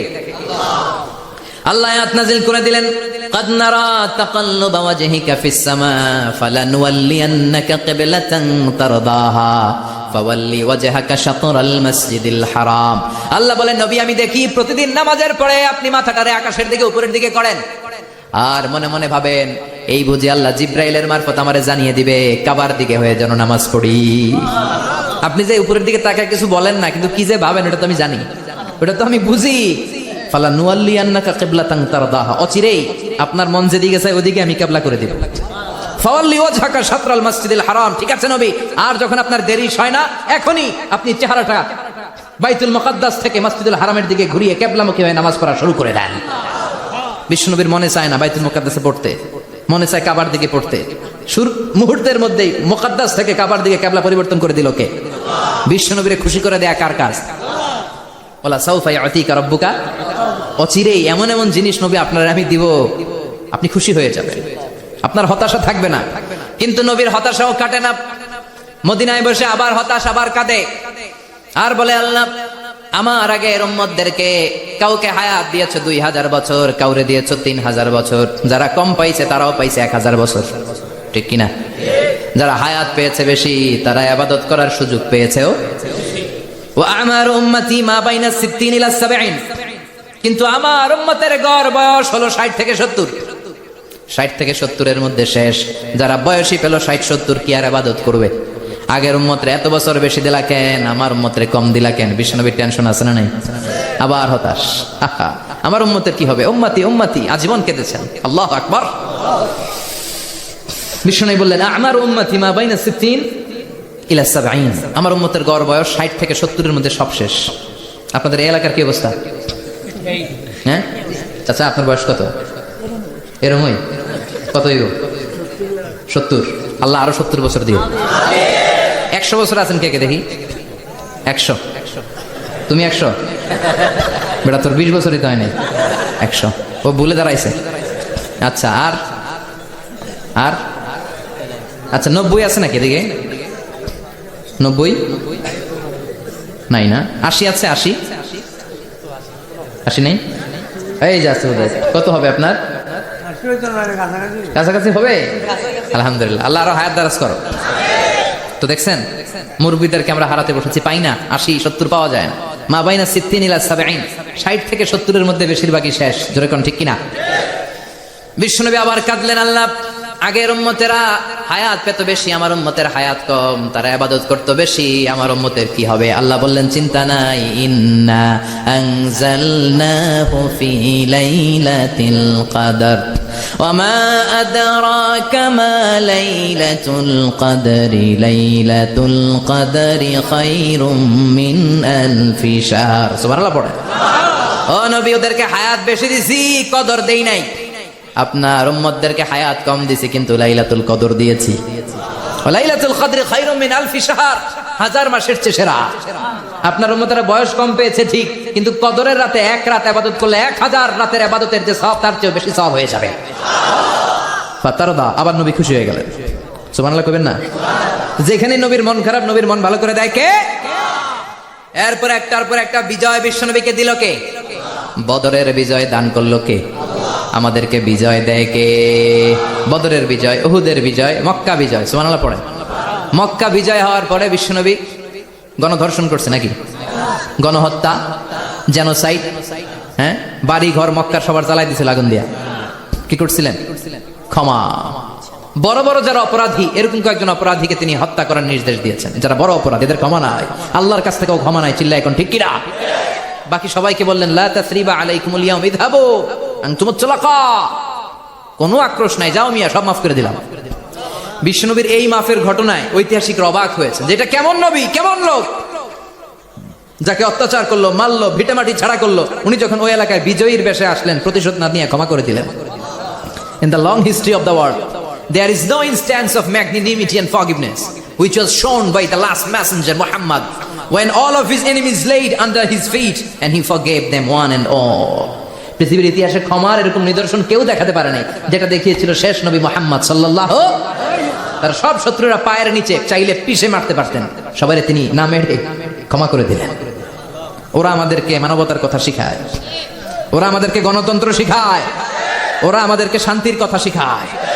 ওরা ইরাক যুদ্ধে মেরেছে লক্ষ লক্ষ, আফগান যুদ্ধে মেরেছে লক্ষ লক্ষ, প্রথম বিশ্বযুদ্ধে, দ্বিতীয় বিশ্বযুদ্ধে এরা দেদারসে পাখির মতো মারে, এখনো মারে। এজন্য তোদের মুখে শান্তি আর মানবাধিকারের কথা মানায় না। শান্তি আর মানবাধিকারের কথা মানায় বিশ্বনবীর মুখে, যিনি শান্তি কাকে বলে, মানবাধিকার কাকে বলে, গোটা বিশ্বের মানুষের চোখে আঙ্গুল দিয়ে শিখিয়ে গিয়েছেন। একটার পর একটা বিজয় দান করে বিশ্বনবীরে খুশি করলো কে? এরপর আল্লাহ বললেন নবী এখানেই শেষ না, আতি মুহাম্মাদানিল ওয়াসিলাতা ওয়াল ফাদিলা, আপনারে ওয়াসিলা দিলাম, ফাজিলাত দিলাম, ওয়া বা'আতহু মাকামান মাহমুদা, এমন একটা জায়গা দিলাম যেই জায়গার উপর জায়গা নাই। মাকামে মাহমুদের উপর কোনো জায়গা আছে? একটা আছে, আল্লাহর আরশ। ওইটার পরে খালি একটা ক্লাস, ওই ক্লাসটা কার? তার মানে আল্লাহর পরেই আল্লাহ বিশ্বনবীর স্থান দিলেন, সৃষ্টির মধ্যে শ্রেষ্ঠ করে দিলেন। সুবহানাল্লাহ পড়েন। এরপরে বিশ্বনবী আশ্বস্ত হতে পারেন না, বিশ্বনবীর হতাশা কাটে না। আল্লাহ বললেন নবী উম্মত নিয়ে ভাবার দরকার নাই, ইন্না আ'তাইনাকাল কাউসার ফাসাল্লি লিরাব্বিকা ওয়ানহার ইন্না শানিআকা হুয়াল আবতার। ও নবী আমি আপনার হাউজে কাউসার দান করেছি। আপনার যে উম্মত ইসলামটা যেমন যেমন ছিল তেমন তেমন যারা পালন করেছে তাদেরকে হাউজে কাউসার দিবে কে? বিশ্বনবী হাউজে কাউসার পিলাবে, উম্মতরা খেয়ে প্রশান্ত। এটা দুধের চেয়েও সাদা, সুবহানাল্লাহ পড়েন, বরফের চেয়েও ঠান্ডা। আবরাদ মিনাস সালজ আহলা মিনাল আসাল, মধুর চাইতেও মিষ্টি। আবিয়াদ মিনাল লাবান, দুধের চাইতে সাদা। আবরাদ মিনাস সালজ, বরফের চাইতেও ঠান্ডা। মান শারিবা মিনহা শুরবা লাম ইয়াজমা আবাদা, একবার যে এক ঢোক এই কাউসারের ড্রিঙ্কস খাইতে পারবে আজীবনের জন্য গলার তৃষ্ণা মিটে যাবে। He will never be thirsty again, আর জীবনে তৃষ্ণা পাবে না। ফাতারদা, বিশ্বনবী এই সুসংবাদ শুনে আবার খুশি হলেন। ওয়ালা সাউফা ইয়াতিকা রাব্বুকা। এবার হাসরের ময়দানে বিশ্বনবীর কান্না দেখে কে? ওইখানে আবার চিন্তিত, আমাদের জন্য, আমার জন্য, আপনার জন্য, আমাদের জন্য নবী কাঁদবেন। বিশ্বনবী সিজদায় পড়ে কাঁদবেন। বিশ্বনবী সাইয়েদনা জিবরাইল রে বলবেন, ইয়া জিবরাইল ইযহাব ইলা মুহাম্মদ ওয়াসআলহু মা ইউবকিকা, যাও নবীরে জিজ্ঞেস করো নবী আপনি কাঁদেন কেন? বিশ্বনবী তখনও মাথা উঠাবেন না, জিবরাইলের উত্তর দিবেন সিজদায় পড়ে থেকে। সিজদা থেকে আওয়াজ করে বলবেন উম্মতি উম্মতি উম্মতি, সুবহানাল্লাহ পড়েন। কি নবী এটা? উম্মতি, আমার উম্মতের কি হবে? উম্মতের কি হবে? আবার আল্লাহ জিবরাইলকে পাঠিয়ে বললেন, ও জিবরাইল যাও আমার নবীরে বলো, ইন্না সানুরদিকা ফি উম্মাতিকা ফালা নাসুকাল ইয়াউম। ও নবী আপনার উম্মতের ব্যাপারে আজকে আমি আপনার অপমানিত করব না। আজকে গোটা দুনিয়ার জিন্দেগিতে যেমনি একটার পর একটা পরিস্থিতিতে আমি আপনার রব আপনারে খুশি করেছি, আজকে কঠিন কিয়ামতের দিনে আপনার উম্মতের ব্যাপারেও আপনারে খুশি করে দেব গো নবী, আজকেও খুশি করে দেব। এরফা রাসাক, মাথা তোলেন। আপনি সিজদায় পড়ে কাঁদবেন আর সহ্য হয় না, তোলেন। এরফা রাসাক, মাথা তোলেন। সাল তুআতা, নবী যা চাইবেন আজকে দিমু। ইশফা তুশাফা, যার জন্য সুপারিশ করবেন আজকে কবুল করে নেব। ওয়ালা সাউফা ইয়াতিকা রাব্বুকা, অচিরেই আপনাকে খুশি করে দেয়া হবে। এরপর নবী আশ্বস্ত হন না। এবার জান্নাতীদেরকে নিয়ে বিশ্বনবী বিশাল একটা পতাকা ধরবেন। ওই পতাকার মধ্যে লেখা থাকবে আলহামদু। কি থাকবে? জোরে কোন আলহামদুলিল্লাহ উল হাম। এবার এই পতাকাটা নিয়ে বিশ্বনবী ছুটবেন জান্নাতের দিকে। বিশাল জান্নাতের দরজার সামনে আসবেন। ইন্নাল মিসরাঈন মিন মাসারি'আল জান্নাহ মা বাইনা মাক্কা ওয়া হাজার। সৌদি আরবের মক্কা শহর থেকে বাহরাইনের হাজার শহর যত লম্বা, জান্নাতের এক একটা দরজা ঠিক তত লম্বা। ওই দরজায় যে বিশ্বনবী নক করবেন এরকম, আউয়ালু মান কারাআ বাবাল জান্নাহ, সর্বপ্রথম জান্নাতে নক। নক করার সাথে সাথে ফাফুতিহা বাবুল জান্নাহ, জান্নাতের দরজা খোলা হবে। ফেরেশতারা বলবে মান আনতা, কে আপনি? বিশ্বনবী বলবেন আনা মুহাম্মদ সাল্লাল্লাহু আলাইহি, আমি মুহাম্মদ। ফেরেশতারা বলবেন আপনার জন্যই দাঁড়ায় আছি। আল্লাহ বলে দিয়েছে আপনার আগে কারোর জন্য যেন এই দরজা খোলা না হয়। ওয়ালা সাউফা ইউতিকা রাব্বুকা ফাতারদা, ও নবী অচিরে এমন এমন জিনিস আপনারে দান করব, এগুলো পেয়ে আপনি খুশি হয়ে যাবেন। চিল্লায় পড়েন আল্লাহু আকবার। এরপরে বিশ্বনবীর আল্লাহ তিনটা অনুগ্রহের কথা স্মরণ করায় দিচ্ছেন। আলাম ইয়াজিদিকা ইয়াতীমান ফাআওয়া, বিশ্বনবীকে তিনটা অনুগ্রহের কথা স্মরণ করায় দিচ্ছে কে? এরপরে তিনটা কর্মসূচি দিবে, শুনবেন? কষ্ট হচ্ছে? শেষ করে দেই। তিনটা অনুগ্রহ, কয়টা? এরপরে কর্মসূচিও তিনটা, যেরকম কয়টা? অনুগ্রহ নাম্বার 1, আলাম ইয়াজিদিকা ইয়াতীমান ফাআওয়া, ও নবী আমি কি আপনার ইয়াতীম অবস্থায় পাই নাই, তারপরে লালন পালনের ব্যবস্থা কি করি নাই? বিশ্বনবীর আশ্বস্ত করে বলতেছে নবী আপনি ছিলেন ইয়াতীম, কি ছিলেন? তো আমি তো আপনার লালন পালনের ব্যবস্থা করে দিয়েছি। যেখানে আপনার বিপদ ওখানে তো আমি আছি, তো হতাশ হন কেন? হতাশ হওয়া যাবে না, নিরাশ হওয়া যাবে না, হাল ছাড়া যাবে না, ভরসা রাখতে হবে কার উপর? বিশ্বনবী ইয়াতীম ছিলেন জানেন সবাই। মায়ের পেটে থাকতেই বাবা নাই, 6 বছর বয়সে মা নাই, দাদার কাছে মানুষ হলেন। 8 বছর বয়সে দাদাও নাই, চাচার কাছে মানুষ হলেন। তার মানে ইয়াতীম ছিলেন, ঠিক কিনা? আপনি ইয়াতীম ছিলেন, আমি আপনার আশ্রয় দিয়েছি। এরপর আল্লাহ 2 নম্বর অনুগ্রহের কথা বললেন, ওয়া ওয়াজাদাকা দাল্লান ফাহাদা, ও নবী আপনাকে আমি পথহারা পথিকের মতো ঘুরতে দেখেছি, তারপরে সঠিক পথ দেখিয়ে দিয়েছি। ওয়াজাদাকা দাল্লান, আমি আপনাকে গোমরা অবস্থায় পেয়েছি, এরকম বলা যাবে? বিশ্বনবী কি 40 বছর বয়সের আগে গোমরা ছিলেন? না, he was searching the right path and Allah guided him to the truth way, to the correct way. উনি পথ খুঁজছিলেন, আমি যাব দেবিদ্বার, কিরে পথ এইটা না ওইটা? আল্লাহকে ওইটা না, এটা দিয়ে যাও, ওইটা দিয়ে যাও না এটা দিয়ে যাও, সুবহানাল্লাহ পড়েন। পথ খুঁজছিলেন, এইটা যাবে না ওইটাই, কোনটা আমার পথ, এইটা না ওইটা। ফাহাদা, আল্লাহ বললেন এইটা না ওইটাই চলো। সুবহানাল্লাহ পড়েন। আমাদেরকে পথ দেখায় কে? আমি যদি কোনো দিন পথ ভুলে যাই, হাতছানি দিয়ে কাছে নিও, মমতার বন্ধনে আমায় বেঁধে সব ভুল ক্ষমা করে দিও। পড়েন আমিন। আমরা পথ হারালে পথ দেখায় কে? আবার তাফসিরে এসেছে আপনি হারিয়ে গিয়েছিলেন, আমি আপনাকে ফিরিয়ে দিয়েছি। পাহাড়ি কোন একটা রাস্তায় বিশ্বনবী ছোটবেলা হারিয়ে গিয়েছিলেন, আল্লাহ তাআলা বিশ্বনবীকে আবার চাচার কোলে ফিরিয়ে দিলেন। এই বর্ণনাটা দুর্বল। সঠিক মত হচ্ছে বিশ্বনবী পথ খুঁজছিলেন, সঠিক পথ, আল্লাহ বিশ্বনবীকে সঠিক পথ দেখালেন। সুবহানাল্লাহ পড়েন। 3 নম্বর অনুগ্রহ, ওয়াজাদাকা আইলান ফাআগনা। আপনি ছিলেন নিঃস্ব, টাকা পয়সা ছিল না। তাফসিরে এসেছে ফাআগনা বিখাদিজা, খাদিজার মাধ্যমে আমি আপনারে ধনী বানায়া দিছি। বিশ্বনবীর কিন্তু টাকা পয়সা ছিল না, জানেন? ছাগল চড়াতো, কাউবয়। মা মিন নাবিয়্যিন ইল্লা রাআল গানাম, ছাগল চড়াতেন। এরপরে খাদিজাতুল কুবরার স্টাফ হিসেবে, কর্মচারী হিসেবে ক্যারিয়ার শুরু করলেন। এরপর বিজনেস ম্যাগনেট হিসেবে শুরু করলেন। খাদিজাতুল কুবরার সাথে যখন বিয়ে হয়ে গেল, খাদিজাতুল কুবরা তাহের ওনার সব সম্পদের মালিক বিশ্বনবীরে বানাই দিলেন। আল্লাহ বলেন তোমার তো কিছু ছিল না নবী, খাদিজার মাধ্যমে বিয়ে পড়িয়ে দিয়ে আমি তোমারে ধনী বানিয়ে দিলাম। 3টা অনুগ্রহের কথা স্মরণ করালো কে? 3টা অনুগ্রহের কথা স্মরণ করিয়ে দিয়ে এবার বিশ্বনবীর 3টা ওয়ার্ক প্ল্যান দিবেন। কয়টা ওয়ার্ক প্ল্যান? কয়টা কর্মসূচি? শুনবেন। নাম্বার 1, আল্লাহ বললেন ফাআম্মাল ইয়াতীমা ফালা তাকহার। ও নবী, প্রথম কর্মসূচি, খবরদার এতিমের সাথে কবু খারাপ আচরণ করবেন না। কারণ আপনি নিজেই এতিম ছিলেন। নিজে কি ছিলেন? কথা কন। এতিম এলাকা আসেনি? এতিমরা সমাজের সবচেয়ে সুবিধা বঞ্চিত মানুষ। এতিমের সাথে খারাপ আচরণ করবেন না। বিশ্বনবী বলতেন, এদিকে তাকান, আঙ্গুলের দিকে তাকাইছেন, আনা ওয়া কাফিলুল ইয়াতীমি হাকাদা ফিল জান্নাহ। আমি এবং এতিমের রক্ষণাবেক্ষণকারী, লালন পালনকারী একসাথে এইভাবে জান্নাতে থাকবো। এতিমের পালনকারী আমার প্রতিবেশী হবে, আর লালন পালন করবে তো দূরের কথা, এতিমের মাল খাইয়া শেষ। আছে না নাই?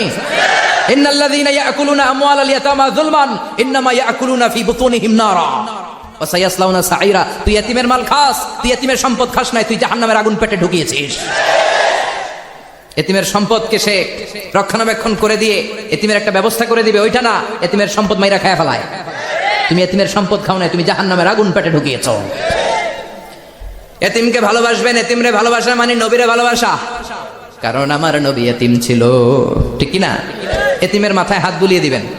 আল মাসহু, খেয়াল করেন, আল মাসহু আলা রাসিল ইয়াতীম ইউজিলু কাসওয়াতাল কলব। এতিমের মাথায় হাত বুলিয়ে দিলে হৃদয়ের কাঠিন্যতা দূর করে দেয় কে? এক সাহাবী এসে বললেন, ইয়া রাসূলুল্লাহ, জাআ রাজুলুন ইলা রাসূলিল্লাহ ওয়া ইয়াশতাকি কাসওয়াতাল কলব। এক লোক এসে বলে, নবী, আমার হৃদয়টা বড্ড শক্ত, হৃদয় নরম হয় না, এমন কিছু আমারে শিখিয়ে দেন যাতে হৃদয়টা নরম হয়ে যায়। বিশ্বনবী বললেন, তোমারে 3টা কাজ করতে বলবো। 1, ইরহামিল ইয়াতীম, এতিমের প্রতি রহমদিল হও। 2, আমসাহ আলা রাসি, এতিমের মাথায় হাত বুলিয়ে দাও। 3, আতইম তুআমাকা মাআহু, তোমার খাবার তার সাথে শেয়ার করো। ইয়ালিনু কলবুক, তোমার হৃদয়টা নরম হয়ে যাবে। অনেকে আছে দোয়া করলে চোখ দিয়ে পানি বের হয় না, আসরে নাই? কঠিন হৃদয়, হৃদয় নরম হয় না। এতিমের মাথায় হাত বুলিয়ে দিবেন, আপনার হৃদয়টারে নরম করে দিবে কে? যাদের ঘরে শান্তি নাই, জ্বালা যন্ত্রণা, একটু এতিমখানায় যাবেন, কিছু দান সদকা করবেন। ওরা খেতে পায় না, ওদেরকে খাবার দিয়ে আসবেন, একটা গরু দিয়ে আসবেন, একটা খাসি দিয়ে আসবেন, ওরা খাবে, আপনার জন্য দোয়া করবে। আর মাথায় একটু হাত বুলিয়ে দিয়েন। বিশ্বনবীর আল্লাহ বললেন, নবী, ফাআম্মাল ইয়াতীমা ফালা তাকহার, এতিমকে তুচ্ছ জ্ঞান করবেন না। আপনি নিজেও এতিম ছিলেন। ছোটবেলা বিকেলে খেলতে খেলতে সবার বাবা এসে ছেলেদেরকে নিয়ে যেত, আপনারা নেয়ার মতো কেউ ছিল না। আপনি নিজে এতিম ছিলেন, আপনি ওদের দুঃখ বুঝবেন, এজন্য খবরদার। ফাআম্মাল ইয়াতীমা ফালা তাকহার, বিশ্বনবীর আল্লাহ ধমক দিয়ে বলে, ফালা তাকহার, এতিমদের প্রতি কঠোর হবেন না, তুচ্ছ জ্ঞান করবেন না, এতিমের সাথে রূঢ় আচরণ করবেন না। এতিমের সাথে রূঢ় আচরণ করা কবিরা গুনাহ। নামে আল্লাহ কোরআনে একটা সূরা দিয়েছেন, আল মাউন। আরাআইতাল্লাযী ইউকাযযিবু বিদ্দীন, পড়েন, ফাযালিকাল্লাযী ইয়াদুউল ইয়াতীম। ইয়াদুউল ইয়াতীম, আপনি কি দেখেন নাই? ওরা দিনকে অস্বীকার করে আর ওরা এতিমকে ঘাড় ধাক্কা দিয়ে বের করে দেয়।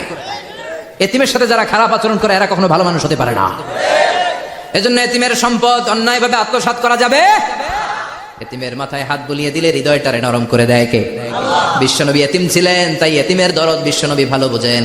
এজন্য বিশ্বনবীর প্রথম ওয়ার্ক প্ল্যান, কর্মসূচি দিলেন, ফাআম্মাল ইয়াতীমা ফালা তাকহার। খবরদার, নবী এতিমের সাথে কখনো খারাপ আচরণ করবেন। দুই নাম্বার কর্মসূচি ওয়া আম্মাস সাইলা ফালা তানহার। ও নবী, যারা সাইল, যারা ফরিয়াদি, যারা ভিক্ষুক, কখনো তাদেরকে ধমক দিবেন না। ভিক্ষুককে ধমক দিয়েন না, ফিরিয়ে দিয়েন না। আমরা ভিক্ষুককে ধমক দেই, ফিরিয়ে দেই। গাড়ির মালিক গাড়িতে বসে আছে, রাস্তায় জ্যাম, কিছু ভিক্ষুক এসে স্যার 2টা টাকা দেন, ধমক দেয়, আছে না নাই? ও ভাঙ্গা থালা হাতে নিয়ে দাঁড়িয়ে আপনার কাছে টাকা চায়। আপনি বড় সাহেব, ওরেও বড় সাহেব বানাইতে পারতো কে? ওই ভাঙ্গা থালাটা আপনারে হাতে দিয়ে রাস্তায় নামাইতে পারতো কে? এই কাজটা করতে আল্লাহর কয় সেকেন্ড লাগে? এজন্য ফাআম্মা সাইলা ফালা তানহার, খবরদার ফরিয়াদি ভিক্ষুককে তাড়িয়ে দিয়েন না। যতটুকু পারেন দেন। বিশ্বনবী কখনো কোনো ফরিয়াদিকে তাড়িয়ে দিতেন না। সুবহানাল্লাহ পড়েন। যেই বিশ্বনবীর কাছে এসে কিছু চাইতো, বিশ্বনবী দিতেন। বিশ্বনবী কখনো কাউকে ফিরিয়ে দিতেন না। বিশ্বনবীর কাছে চাওয়া মাত্র বিশ্বনবী দিতেন, না বলতে জানতেন না। সুবহানাল্লাহ পড়েন। না, এটা কেমন করে বলে বিশ্বনবী জানতেন না। একবার এক সাইল এসে বললে, ইয়া রাসূলুল্লাহ আ'তিনি কামিসান, আমাকে একটা জামা দেন। বিশ্বনবীর গায়ে তখন একটাই জামা। কয়টা? বিশ্বনবী কি আর করবেন, না তো করতে জানেন না, নিজের জামাটাই খুলে দিয়ে দিলেন। এখন বিশ্বনবীর গায়ে কয়টা জামা? কয়েকটা। কয়টা? কোনো জামা নাই। ছিল কয়টা? ওইটাই তো দিয়ে দিস। আল্লাহ বিশ্বনবীরে বললেন, ওয়াল্লাযীনা ইযা আনফাকু লাম ইউসরিফু ওয়া লাম ইয়াকতুরু ওয়া কানা বাইনা যালিকা কওয়ামা। মুমিনদের বৈশিষ্ট্য হবে এমন, যখন দান করবে, দান করতে যে অপচয় করবে না, কিপটামিও করবে না, মাঝামাঝি। সুবহানাল্লাহ। মানে বুঝালেন নবী, আপনার যদি 2টা জামা থাকতো না হয় একটা দিতেন। ছিল কয়টা? তো ওইটা যে দিয়েছেন আপনি গায়ে দিবেন কি? কি নবী ছিল? একটা ছিল, একটাই দিয়ে দিয়েছে। সুবহানাল্লাহ পড়েন। এজন্য যারা সাইল, ফরিয়াদিদেরকে তাড়িয়ে দেয়া যাবে না। উপরের হাত নিচের হাতের চেয়ে উত্তম যারা দান করে, যারা সাইল ফরিয়াদিদেরকে দেয়, ভিক্ষুকদেরকে যারা দেয়, তাদেরকে পছন্দ করে কে? দে যাকাত, দে যাকাত, তোরা দে রে যাকাত, তোর দিল খুলবে পরে, আগে খুলু খাত। দে যাকাত, দে যাকাত, তোরা দে রে যাকাত। ঠিক কিনা? দানশীলদের পছন্দ করে কে? আল্লাহ কৃপণদেরকে পছন্দ করে না, আল্লাহ দানশীলদেরকে পছন্দ করে। ডান হাত যা দান করে, বাম হাত তা জানে না, তার মানে গোপন দান। কি দান? গোপন দান আল্লাহর কাছে প্রিয়। গোপন দান আল্লাহর ক্রোধকে প্রশমিত করে, কমিয়ে দেয়। আপনার কোনো পাপ কাজের কারণে আল্লাহ যদি আপনার উপর রেগে থাকে, আপনি গোপন কিছু সাদাকা করবেন, দেখবেন আল্লাহর রাগ কমে গিয়েছে, আল্লাহ আপনার উপর খুশি হয়ে গিয়েছে। সুবহানাল্লাহ পড়েন। কিন্তু লোক দেখানো যদি 1 কোটি টাকা দেন, অমুক ভাই মসজিদের জন্য দান করেছে 5 লক্ষ টাকা, বলেন মারহাবা। ওই কয় মারহাবা। তো এই যে মারহাবা মার্কা যে দানটা, এটাতে কোনো সওয়াব যদি যদি তার মনের ভিতরে এই ইন্টেনশন থাকে যে আমারে মারহাবা বলবে, আমাকে হাতেম তায়ের চাচাতো ভাই বলবে, আমাকে দানবীর সমাজসেবক বলবে, শিল্পপতি বলে তাকবীর দিবে, ঘোষণা দিবে, এই ইন্টেনশন নিয়ে যদি থাকে, এই 5 লক্ষ টাকায় কোনো কানা পরিমাণ সওয়াব হয়েছে, এটারে মিজানের পাল্লায় তুলে দিলে কিয়ামতের দিন কোন ওজন হবে? কিন্তু আল্লাহরে খুশি করার জন্য 1 টাকা দিয়েছেন দান বক্সে। জুমার দিন বক্স যায় না, দান বক্স, 1 টাকার কয়েন টুপ করে ফেলে দিলেন, একজনকে দেখানোর জন্য দিলেন। তিনি কে? ওইটাকে উহুদ পাহাড়ের সমান ভারী করে আপনার আমলনামে আল্লাহ তুলে দিবে।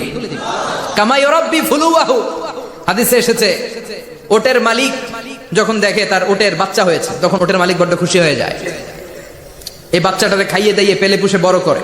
আমাদের দেশে যারা গরু পালে, গরু গাভী পালে না, কথা বলেন, পালে। তো বাচ্চা হলে এটারে বড় করে কুরবানির হাটে বিক্রি করবে, আছে না নাই? এটা আস্তে আস্তে বড় করতে থাকে, বড় করে করে বিশাল নাদুস নাদুস করে। আল্লাহ বলে, যেই দানটা তুই আমার জন্য করেছিলি, ওটা যদিও সামান্য হয়, আমি বাছুরের মতো খাইয়ে দাইয়ে পেলে পুষে বিশাল বড় করে উহুদ পাহাড়ে সমান করে তোর আমল নামার ভিতর কিয়ামতের দিন ঢুকাইয়া দেব। এজন্য আম্মা সাইলা ফালা তানহার, খবরদার ভিক্ষুককে ধমক দিবেন না। 3 নাম্বার কর্মসূচি, ওয়া আম্মা বিনিআমাতি রাব্বিকা ফাহাদ্দিস, আপনার রবের পক্ষ থেকে যেই নিয়ামতগুলো পেয়েছেন এগুলোর বর্ণনা শুরু করে দেন। ওয়া আম্মা বিনিআমাতি রাব্বিকা ফাহাদ্দিস, রবের পক্ষ থেকে যেই নিয়ামত পেয়েছেন এগুলো বর্ণনা শুরু করে দেন। অনেকে আছে আল্লাহর পক্ষ থেকে অনেক নিয়ামত পেয়েছে, এগুলোর প্রকাশ ঘটায় না, আছে না নাই? কথা কন। কোটি টাকার মালিক হয়েছেন আপনি, কোটি কোটি টাকার মালিক। অনেক আছে 1000 কোটি টাকার মালিক, সিরা জামা পড়ে, আছে না নাই? আমাদের সিরা জামা পড়তে কইছে কে? আপনি কোটিপতি, আপনি দামি জামা পরবেন, আপনি দামি গাড়িতে চড়বেন, আর শুকরিয়া করবেন কার? আপনাকে আল্লাহ ছেলে মেয়ে দিয়েছে অনেক, বলেন যে আল্লাহ আমার অনেকগুলো ছেলে দিয়েছে, আলহামদুলিল্লাহ, সবগুলো নামাজ।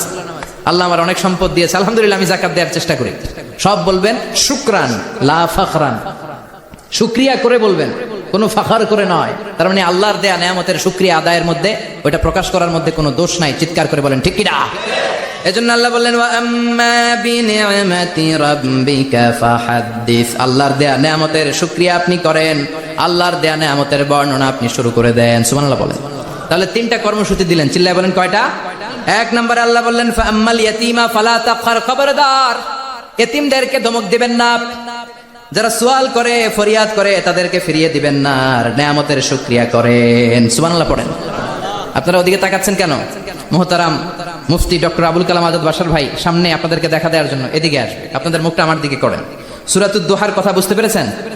সূরাতুদ দুহার সেন্ট্রাল থিম কি বলেছিলাম মনে আছে? হতাশ হওয়া যাবে, নিরাশ হওয়া যাবে, হাল ছাড়া যাবে। আবার বলেন, হতাশ হওয়া যাবে, নিরাশ হওয়া যাবে, হাল ছাড়া যাবে, ভরসা রাখতে হবে। ভরসা রাখতে হবে কার উপর? চিল্লায় বলেন কার উপর? আমরা যেন হতাশ না হই, নিরাশ না হই, আমরা যেন হাল ছেড়ে না দেই, আমরা যেন আল্লাহর উপর ভরসা রাখতে পারি। আল্লাহ তুমি তৌফিক দাও। ইয়াউমা নাদউ কুল্লা উনাসিন বিইমামিহিম, কিয়ামতের দিনটা হবে এমন দিন যেদিন প্রত্যেক দলকে আমি নেতা সহকারে ডাক দিব। পৃথিবীর প্রতিটি মানুষ নেতাদেরকে নিয়ে দাঁড়াবে। নেতারা যদি গোল্লায় যায়, অনুসারীরাও গোল্লায় যাবে। নেতা যদি জাহান্নামে, অনুসারীও জাহান্নামে। নেতা যদি জান্নাতে যায়, অনুসারীরাও জান্নাতে। চিল্লায় বলেন ঠিক কি না? এজন্য আল্লাহ বলেন ইয়াউমা নাদউ কুল্লা উনাসিন বিইমামিহিম ফামান উতিয়া কিতাবাহু বিয়ামিনিহি فأولئك يقرؤون كتابهم ولا يظلمون فتيلا। সুবহানাল্লাহ পড়েন। আল্লাহ বললেন সেদিন দুনিয়ার সব মানুষগুলোকে আমি তাদের নেতা সহকারে ডাকবো, নেতা সহকারে দাঁড় করাবো। সেদিন যাদেরকে ডান হাতে আমলনামা দেয়া হবে তারা তাদের আমলনামা পড়তে থাকবে, আর সেদিনকার বিচারে কারো প্রতি বিন্দু পরিমাণে জুলুম করা হবে না। সুবহানাল্লাহ পড়েন। তাহলে আপনি কি একা একা দাঁড়াবেন? আপনার সাথে কে দাঁড়াবে? আওয়াজ করে আরো জোরে সবাই মিলে বলেন নেতা। নেতা দাঁড়াবে, কর্মীরা দাঁড়াবে। এই জন্য নেতা নির্বাচনের সময় সাবধান। নেতার অনুসরণ করে যদি কেউ জাহান্নামী হয়, কিয়ামতের দিন সবাই নেতাকে দোষারোপ করবে। وقالوا ربنا إنا أطعنا سادتنا وكبراءنا فأضلونا السبيل। সেদিন তারা বলবে, হে আমাদের রব, আমরা আমাদের নেতাদের অনুসরণ করেছিলাম আর নেতারা আমাদেরকে ভুল পথ দেখিয়েছে। আজকে আমাদের আগে নেতাদেরকে আপনি শাস্তি দেন, নেতাদেরকে আগে জাহান্নামে ফেলেন, তারপরে নেতাদের পরে আমরা জাহান্নামে ঢুকবো। এজন্য প্রিয় ভাইরা, নেতা নির্বাচনের সময় সাবধান। যে কোনো নেতা, এটা রাজনৈতিক নেতা হতে হবে নট নেসেসারি, আমাদের সামাজিক কোনো অঙ্গ সংগঠনের নেতা, সামাজিক প্রতিষ্ঠানের নেতা, যে কোনো জায়গায় নেতা বানানোর সময় আমরা সাবধানে থাকবো।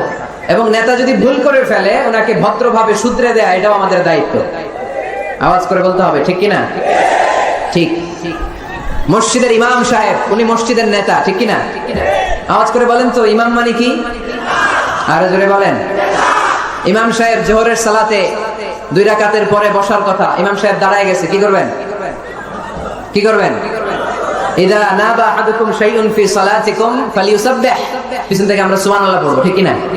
যদি বাংলাদেশে আমরা কি পড়ে ফেলি? আল্লাহু আকবার পড়ে ফেলি, এতে কাজ হয়ে যায়। কাজ হয়ে যায়। ইমাম সাহেব বুঝতে পারে যে সামথিং গান রং, কোনো কিছু ঝামেলা হচ্ছে, ভুল হয়েছে, উনি শুধরে যায়। কিন্তু আসলে পড়তে হবে সুবহানাল্লাহ, তাসবিহু লিররিজাল ওয়া তাসফিয়ু লিন-নিসা। ইমাম ভুল করছে, পুরুষরা ধরতে পারলে পড়বে সুবহানাল্লাহ। পিছনের পুরুষ মুক্তাদিরা কেউ ভুল ধরতে পারে নাই, পিছনের মহিলারা ভুল ধরতে পারছে, ওনারাও শুধরে দিতে হবে, ঠিক কিনা? ওনারা কি করবে? এরকম তাসফিক করবে, শুধরে দিতে হবে, ঠিক কিনা? আচ্ছা, ইমাম সাহেব কেরাতে ভুল করলেন, 1 বার 2 বার 3 বার, ইমাম সাহেব বারবার আটকে যায়, পড়তে পারে না, তখন আমাদের দায়িত্ব কি? তাফতাহু আলাল ইমাম, ইমামকে ছুটাই দিতে হবে, শুধরে দিতে হবে, ঠিক কিনা? তো মসজিদের ইমাম যদি ভুল করে, মসজিদের নেতা ভুল করলে যদি শুধরে দিতে হয়, সমাজের নেতাও ভুল করলে শুধরে দেওয়ার দরকার আছে না নাই? এটাও শুধরে দিতে হবে নসিহতের মাধ্যমে, সুন্দর পরামর্শের মাধ্যমে। নেতারাও মানুষ, ওনারা ফেরেশতা নয়, ওনাদেরও ভুল হয়ে যেতে পারে। নসিহতের মাধ্যমে, সুন্দর পরামর্শের মাধ্যমে নেতাদেরকে শুধরে দিতে হবে, ঠিক কিনা? আমরা নেতৃত্বের গুণাবলীর ব্যাপারে কথা শুনবো। আমরা আজকে দেখার চেষ্টা করবো একজন নেতা হলে কি করতে হয়, নেতার কি কোয়ালিটি লাগে, এবং আমরা একটু সবাই মিলে ক্রস চেক করবো, ডাবল চেক করবো যে এই গুণগুলো আমার রাসূলের ছিল কিনা, কেমন ভাবে রাসূল সাল্লাল্লাহু আলাইহি ওয়াসাল্লাম এই গুণগুলোর আলোকে আমাদেরকে নেতৃত্ব দিয়েছেন। আমাদের নেতৃত্ব সংকট দূর করার জন্য এগুলোর ব্যাপারে জানার দরকার আছে না নাই? আছে। নেতৃত্ব দিতে হলে সর্বপ্রথম যে কোয়ালিটিটা লাগে সেটা হচ্ছে কাজ করা লাগে। কাজ। কেউ যদি নেতা হইতে চায় তার কি করা লাগবে? আমি প্রশ্ন করলে আমাকে উত্তর করবেন। নেতা হইতে হলে আগে কি করতে হয়? কাজ। আগে কাজ পরে নেতা। যে কাজ করে সে নেতা হয়। শুধু বক্তব্য দিলে নেতা হওয়া যায় না, ঠিক কি না? বক্তব্য সর্বস্ব নেতাকে আমরা চাই। আমরা এমন নেতা চাই যারা কাজ করবে আমাদের জন্য 24 ঘন্টা, যারা আমাদের জন্য মাঠে ময়দানে চলে আসবে, দিনরাত কাজ করে বাংলাদেশকে সোনার বাংলা হিসেবে তারা গড়ে তুলবে। আওয়াজ করে বলেন ঠিক কিনা? তাহলে নেতা হওয়ার জন্য প্রথম যে কোয়ালিটি বৈশিষ্ট্যের দরকার সেটা হচ্ছে আগে কাজ পরে নেতা। আমি প্রশ্ন করব, আপনারা আওয়াজ করে উত্তর দিন। আগে কি? সবাই উত্তর দিতে পারেন নাই, আওয়াজ করে বলেন আগে কি পরে কি? আগে পরে, মনে থাকবে? তাহলে নেতৃত্ব দিতে হলে প্রথমে কাজ করতে হয়। প্রথমে যে কোনো কাজ করো না ভাই, যে কোনো কাজ করো, তা যেন হয় সবার চেয়ে সবচেয়ে সুন্দর, ঠিক না? যে কোনো কাজ করো না ভাই, যে কোনো কাজ করো, তা যেন হয় সবার চেয়ে সবচেয়ে সুন্দর। হোক না সেটা পড়ালেখা, রঙের ভাষায় ছবি আঁকা, হোক না সেটা সামান্য কাজ কিংবা মহত্তর, তা যেন হয় সবার চেয়ে সবচেয়ে সুন্দর। যে কোনো কাজ করো না ভাই, যে কোনো কাজ করো, তা যেন হয় সবার চেয়ে সবচেয়ে সুন্দর, ঠিক না? যেটাই করি আমরা ওটা যেন উইথ প্রফেশনালিজম, সর্বোচ্চ ইফোর্ট দিয়ে যেন আমরা করি। যে করতে পারবে সেই নেতা হবে, সেই নেতা। তাহলে আমরা বুঝলাম আগে কাজ পরে to serve before to lead. I repeat, আমি আবার বলছি, to serve before to lead. নেতৃত্ব দেওয়ার আগে আগে কাজ করতে হবে। আরবিতে বলে সাইয়্যিদুল কওমি খাদিমুহুম। জাতির নেতা তো সে হয় যে জাতির খেদমত করে। খেদমত না করে নেতা হওয়া যায়? কাজ না করে নেতা হওয়া যায়? যায় না। এজন্য আগে কাজ। বক্তব্য দিলে চলবে না, ওই নেতা আমরা মানি না। কাজ করে দেখেন আপনি আমাদেরকে। জনগণের জন্য কাজ করেন, দেশের জন্য কাজ করেন, মাটি ও মানুষের জন্য কাজ করেন, then you are our leader. তখন আপনি আমাদের নেতা, আপনার স্থান আমাদের হৃদয়, ঠিক কিনা? এবার আসলে আমরা দেখি যে আল্লাহ রাসূল সাল্লাল্লাহু আলাইহি সাল্লাম উনি কাজ করতেন কিনা, উনি কাজ করতেন কিনা, নাকি উনি বসে থাকতেন আর বক্তব্য দিতেন? দেখার দরকার আছে না নাই? শুরুতেই আমরা বলেছি আমরা দেখবো লিডারশিপের যে কোয়ালিটি গুলো, এগুলো আল্লাহর হাবিবের জীবনে পাওয়া যায় কিনা কোরআন সুন্নাহর আলোকে আমরা ক্রস চেক করবো ইনশাআল্লাহ। পড়েন।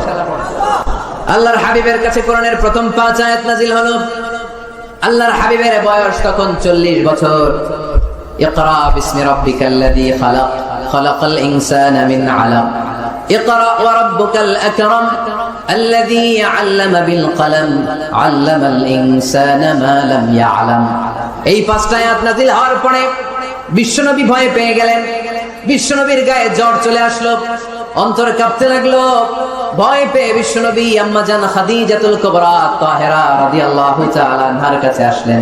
এসে বললেন, খাদিজা জাম্মিলুনি জাম্মিলুনি, ও খাদিজা, এমন এমন ঘটনা 5টি আয়াত কোরআনের এই মাত্র আমার কাছে হেরা পর্বতে নাজিল হয়েছে। আমার মনে হয় আমি বাঁচবো না, আমারে তোমরা কম্বল চাপা দাও। কি চাপা দাও? কি চাপা দাও? কম্বল চাপা দাও। জাম্মিলুনি, আমার কম্বল দিয়ে চাপ দিয়ে ধরো, আমার শীত লাগে, আমার ভয় লাগে, মনে হয় আমি বাঁচবো না। আম্মা জান খাদিজা বললেন, আল্লাহি লা ইউখজিকাল্লাহু আবাদা, ও মুহাম্মদ আপনি ভয় পাবেন না, কখনোই আল্লাহ আপনার অপদস্থ করবে না। কারণ ইন্নাকা লা তাসিলুর রাহিমা, ও মুহাম্মদ নিশ্চয় আপনি আত্মীয়তার সম্পর্ক বজায় রাখেন। ওয়া তাসদুকুল হাদিসা, সব সময় সত্য কথা বলেন। ওয়া তাহমিলুল কাল্লা, আপনি মানুষের বোঝা বইয়ে দেন। ওয়া তাকসিবুল মা'দুমা, যার টাকা পয়সা নাই তারে আপনি রোজগার করে দেন। ওয়া তাকরিউদ দাইফা, আপনি সব সময় মেহমানদারি করতে পছন্দ করেন। ওয়া তুঈনু আলা নাওয়াইবিল হক, সত্য যেখানে বিপন্ন সেখানে আপনি সত্যের বীর সৈনিক হয়ে দাঁড়িয়ে যান। কে বলতেছে? স্ত্রী। কে বলে? স্ত্রী। কার ব্যাপারে বলে? হাজবেন্ডের ব্যাপারে বলে। প্রিয় ভাইরা মনে রাখবেন, কারো ব্যাপারে সঠিক তথ্য যদি পেতে চান, বড় সাহেবের ব্যাপারে বড় সাহেবের ড্রাইভারের কাছ থেকে খোঁজ নিয়েন, বড় সাহেবের ঘরের কাজের বুয়ার কাছ থেকে একটু খোঁজ নিয়েন, বড় সাহেবের বাড়ির দারোয়ান থেকে একটু খোঁজ নিয়েন, আর বড় সাহেবের বউয়ের কাছ থেকেও খোঁজ নিয়েন। এই চারটা সোর্স থেকে যদি আপনি বড় সাহেবের ইনফরমেশন নেন, সব আসল ইনফরমেশন বেরিয়ে আসবে। চিল্লায় বলেন ঠিক কিনা? আল্লাহর হাবিব সাল্লাল্লাহু আলাইহি ওয়াসাল্লামের স্ত্রী আম্মা জান খাদিজাতুল কুবরা তাহেরা রাদিয়াল্লাহু তাআলা আনহা বললেন, আল্লাহি লা ইউখজিকাল্লাহু আবাদা। মুহাম্মদ, আপনি ভয় পাবেন না, আপনি ভয় পাবেন না। আল্লাহর শপথ, আমার তো এই আত্মবিশ্বাস আছে, আল্লাহ কখনো আপনারে অপদস্থ করবে না। কারণ আপনি আত্মীয়তার সম্পর্ক বজায় রাখেন, সব সময় সত্য কথা বলেন। আপনি সব সময় সত্য বলেন। মানুষ বোঝা টানতে পারে না, তাদের বোঝা আপনি টেনে মাথায় দিয়ে দেন। সুবহানাল্লাহ পড়বেন না? তাকসিবুল মা'দুম, যার উপার্জনের কিচ্ছু নাই, টাকা পয়সা নাই, তারে আপনি উপার্জন করে দেন। আপনি টাকা জমায় মানুষের মধ্যে দান করেন। আগে আপনি ছাগল চড়াতেন, অল্প কিছু টাকা পয়সা পেতেন। এরপরে আমার ব্যবসায় স্টাফ হিসেবে আসলেন, আরো কিছু টাকা পয়সা পেলেন। এগুলো আমি দেখেছি আপনি দেদাস মানুষের জন্য খরচ করে ফেলেন। যা টাকা পয়সা আছে এগুলো আপনি মেহমানদারিতে খরচ করেন। আর যেখানে সত্য বিপন্ন, সেখানে আপনি লড়াকু সৈনিক হয়ে দাঁড়িয়ে যান। 6টা গুণের কথা বলেন, সুবহানাল্লাহ পড়েন। প্রিয় ভাইরা, একটু চিন্তা করেন, তখনও উনি নবী হয় নাই। নবী যে হবেন এটা জানতেনই না। আল্লাহর ইলমে তিনি নবী, কিন্তু অফিশিয়ালি নবী হয়েছেন তিনি পৃথিবীতে 40 বছর বয়সে, ঠিক কিনা? তার মানে নবী হওয়ার আগেই, অফিশিয়ালি কোরআন আসার আগেই, অফিশিয়ালি নবুয়ত পাওয়ার আগেই আমার বিশ্বনবী জনকল্যাণমূলক কাজ শুরু করে দিয়েছিলেন। চিল্লায় বলতে হবে ঠিক কিনা? নেতা হন নাই, কিন্তু কাজ শুরু হয়ে গেছে। His mission is there, his vision is there, his work is there. নবী হন নাই, ওহী আসে নাই, কিন্তু কাজ বন্ধ ছিল। কথা কন, কাজ ঠিকই চলেছে। সেই ছোট্টবেলা থেকে তিনি দানবীর, ছোট্টবেলা থেকে মেহমান খাওয়াতে পছন্দ করেন, ছোট্টবেলা থেকে কখনো মিথ্যা বলেন না, ছোট্টবেলা থেকে আত্মীয়দের খোঁজ খবর নেন। সেই ছোটবেলা থেকে, ইয়াং বয়স থেকেই সত্য যেখানে বিপন্ন, সেখানে তিনি লড়াকু সৈনিক হয়ে দাঁড়িয়ে যান। তার মানে আগে নবী কাজ করছেন, পরে নেতৃত্ব আসছে। কথা বুঝি নাই? আগে কি? চিল্লায় বলতে হবে, আগে কি? নেতা হতে যাদের শখ, আগে কাজ করো, আগে পরিশ্রম করো, আগে জনগণের সেবা করেন, জনকল্যাণমূলক কাজের সাথে নিজেকে সম্পৃক্ত করেন। নেতৃত্ব আপনার হাতে এমনিতেই ধরা দিবে। আগে কাজ, পরে ক্ষমতা, ঠিক কিনা? তাহলে লিডারশিপ কোয়ালিটির প্রথম যে কোয়ালিটিটা আজকের এই আলোচনা থেকে আমরা জানলাম, যে নেতা হতে হলে you have to serve first, then you will be the leader. আগে আপনাকে সার্ভিস দিতে হবে, খেদমত করতে হবে। নেতৃত্বের লোভ নিয়ে বসে থাকা যাবে না। আগে কাজ, নেতা হই আর না হই, কাজ আমার চলবে। মাই মিশন ইজ দেয়ার। কোন অপশক্তি, কোনো কিছুই আমার কাজকে থামায় ফেলতে পারবে না। চিল্লায় বলেন ঠিক কিনা? আগে কাজ, পরে নেতা, ঠিক কিনা? প্রথম পয়েন্টটা বুঝতে পারছেন? নেতা হইতে হলে প্রথমে কি করতে হয়? আওয়াজ করে বলেন, আগে কি, পরে। মাশাআল্লাহ, এই তো বুঝতে পারছেন। নেতা হওয়ার 2 নাম্বার কোয়ালিটি হচ্ছে you have to overcome the challenges and you have to face the trials. আপনাকে চ্যালেঞ্জ মোকাবেলা করার ক্ষমতা থাকতে হবে, বাধা বিপত্তি ডিঙিয়ে সামনে যাওয়ার ক্ষমতা থাকতে হবে, তাইলে আপনি নেতা। নেতা যদি দুর্বল চিত্তের হয়, এটা কি নেতা না খেতা? হ্যাঁ, নেতা হইতে হলে আপনাকে চ্যালেঞ্জ মোকাবেলা করতে জানতে হবে। পাহাড় সম চ্যালেঞ্জ, আপনি এটাকে ডিঙিয়ে চলে যেতে হবে। কোনো কিছু তাকে নাড়ায় না, সে অনড়। কোনো কিছুতে সে টলে না, সে অটল, সে নেতা, ঠিক কিনা? এজন্য আল্লাহ বললেন, ওয়াইযি বিজালা ইব্রাহিম রাব্বুহু বিকালিমাতিন ফাতাম্মাহুন্না ক্বালা ইন্নী জাঈলুকা লিন-নাসি ইমামা। ও নবী, স্মরণ করেন সে সময়ের কথা যখন আমি ইব্রাহিমকে অনেকগুলো পরীক্ষা করেছিলাম। প্রতিটা পরীক্ষায় ইব্রাহিম সফলতার সাথে উত্তীর্ণ হয়েছে। আর এই কারণে ইব্রাহিমকে ফলাফল স্বরূপ আমি জানিয়ে দিলাম, ইব্রাহিম ইন্নী জাঈলুকা লিন-নাসি ইমামা, আমি তোমাকে গোটা বিশ্বের মানুষের ইমাম বানায়া দিলাম, নেতা বানায়া দিলাম। ইন্নী জাঈলুকা লিন-নাসি ইমামা। When Allah test Ibrahim with some trials and he successfully overcome all the trials, and Allah said, Ibrahim, I'm gonna make you the leader. Ibrahim যতগুলো পরীক্ষা নিয়েছে সবগুলাই পাস। আগুনের পরীক্ষা পাস, নমরুদের পরীক্ষা পাস, কাবা ঘরের দায়িত্ব দেওয়া হয়েছে, এই পরীক্ষায় পাস। সন্তানকে মরুভূমিতে রেখে আসতে বলা হয়েছে, পাস। যতগুলো পরীক্ষা আমি নিলাম সবগুলাই তুমি পাস। তুমি বাধা বিপত্তি ডিঙিয়ে নিজেকে প্রমাণ করতে সক্ষম হয়েছ। আর ফলাফল স্বরূপ আমার ঘোষণা, ইন্নী জাঈলুকা লিন-নাসি ইমামা, আমি তোমার ইমাম বানায় দিলাম, নেতা বানায় দিলাম। তার মানে নেতা হতে হলে যত ওভারকাম আছে, স্ট্রাগল আছে, চ্যালেঞ্জ আছে, এগুলো ডিঙিয়ে সামনের দিকে আগাতে হয়। নেতা ভয় পাইলে চলে না। চিল্লা এখন ঠিক কিনা? বাধা আসবে, বিপত্তি আসবে, নেতা অটল অনড়, তাহলেই চিনি নেতা। বুঝতে পেরেছেন? এবার আমরা দেখি যে আল্লাহ রাসূল সাল্লাল্লাহু আলাইহি ওয়াসাল্লামের জীবনে বাধা বিপত্তি ছিল কিনা, চ্যালেঞ্জ তিনি ওভারকাম করেছিল কিনা। আপনাদের কি মনে হয়, আমার নবীর জীবনে কোনো বাধা বিপত্তি ছিল না? আওয়াজ শুনে তো মনে হয় ছিল না। হ্যাঁ, আবু জাহেল তো আল্লাহ রাসূলকে লাল গালিচার সংবর্ধনা দিছিল, তাই না? হ্যাঁ, গোলাপ ফুলের বিছানা বানায় রাখছিল, তাই না? পাহাড় সম চ্যালেঞ্জ ওভারকাম করে তিনি নিজের নেতৃত্বের প্রমাণ দিয়েছেন, নিজেকে প্রমাণ করে করে তিনি সামনের দিকে এগিয়েছেন, ঠিক কি না? যেন তেন পরীক্ষা বিশ্বনবী দেন নাই, এমন এমন পরীক্ষা রব্বুল আলামিন বিশ্বনবীর কাছ থেকে নিয়েছেন, গোটা বিশ্বের কোন নবী ওই পরীক্ষা দেয় নাই। আল্লাহর হাবিব সাল্লাল্লাহু আলাইহি ওয়াসাল্লামকে পাগল বলা হয়েছে, হয় নাই? কবি বলা হয়েছে, গণক বলা হয়েছে, গণক। আল্লাহ রাসূল সাল্লাল্লাহু আলাইহি ওয়াসাল্লামকে বলা হয়েছে আফতার, লেজ কাটা, নির্বংশ। আল্লাহর হাবিব সাল্লাল্লাহু আলাইহি ওয়াসাল্লাম যখন মক্কায় সালাত করতেন, ওটের পচা নারী বুড়ি পিঠে চাপিয়ে দেয়া হতো। 3 বছর শিয়াবে আবি তালেবের জেলখানায় বন্দী ছিলেন। আপনি বন্দী ছিলেন কয় বছর? আমি ছিলাম কয় বছর? আল্লাহর হাবিব সাল্লাল্লাহু আলাইহি ওয়াসাল্লাম কয় বছর বন্দী? এটা অর্থনৈতিক আগ্রাসন, সামাজিক বয়কট। এদের সাথে কারো বিয়ে হবে না, এদের কাছে কোনো পণ্য বিক্রি করবে না, এদের থেকে কিছু কিনবে না। প্রথম বছর যেহেতু ওনারা ছাগল চড়াতেন, ছাগলের গোশত খেলেন। দ্বিতীয় বছর সাহাবারা ছাগলের চামড়া খেলেন। তৃতীয় বছর গাছের পাতা, লতা পাতা, শিকড় আর ছাল খেয়ে বেঁচেছিলেন। The life is not a bed of roses. এই পৃথিবীটা কুসুমাস্তীর্ণ নয়, এটা কণ্টকাকীর্ণ। এই পৃথিবীতে কেউ কাউরের জন্য জায়গা ছেড়ে দেয় না, এখানে জায়গা করে নিতে হয়। পৃথিবীতে তোমাকে জানান দিতে হবে যে তুমি পৃথিবীতে এসেছো। কঠিন বিপত্তিকে, পরীক্ষাকে তুমি জানাও যে তুমিও কম শক্ত না, ঠিক কিনা? একজন পুরুষের 1 ফোঁটা বীর্যে 20 কোটি শুক্রাণু না থাকলে চিকিৎসা বিজ্ঞান বলে ওই বীর্য থেকে কোনো সন্তান জন্ম নেয় না। 1 ফোঁটা বীর্যে কয় কোটি শুক্রাণু? 20 কোটি শুক্রাণু। ওই 20 কোটি শুক্রাণুর মধ্যে আমি একটা, ঠিক কিনা? আপনি একটা, আমরা সবাই এক একটা। এই প্রতিটা শুক্রাণু চেয়েছিল ডিম্বাণুর গায়ে আঘাত করে সফল হতে, কেউ হইতে পারে না। 19,99,999টা ফেল। পাস করছিলাম সেদিন আমি, পাস করেছিলাম, চ্যাম্পিয়ন হয়েছিলেন সেদিন আপনি। সেদিন আপনার হাত ছিল, পা ছিল, মামা খালু ছিল, ফোন কল ছিল, এত কিছু না থাকতো সেদিন আপনি চ্যাম্পিয়ন হয়েছেন। কেউ আপনারা থামায় রাখতে পারে নাই। তার মানে এই পৃথিবীর বুকেও কেউ আপনারা থামায় রাখতে পারবে না। চিল্লায় বলেন ঠিক কিনা? পারবে না। অদম্য সাহস আর শক্তি সম্ভাবনাকে দিয়ে আল্লাহ তাআলা মানুষকে তৈরি করেছেন। এক একটা মানুষের যে কি ব্রেনের ক্যাপাসিটি, তার যে কত ক্ষমতা আল্লাহ দিয়েছেন মানুষ জানেই না। আল্লাহর হাবিব সাল্লাল্লাহু আলাইহি ওয়াসাল্লাম এরকম বাধা বিপত্তি অতিক্রম করে নিজেকে প্রমাণ করে করে সামনের দিকে এগিয়েছেন। 3 বছর জেল খাটলেন। মক্কা থেকে 80 কিলোমিটার পথ পাড়ি দিয়ে তিনি তায়েফে গেলেন। তায়েফে কেন গেলেন? জমি কেনার জন্য, তাই না? কথা কয় না?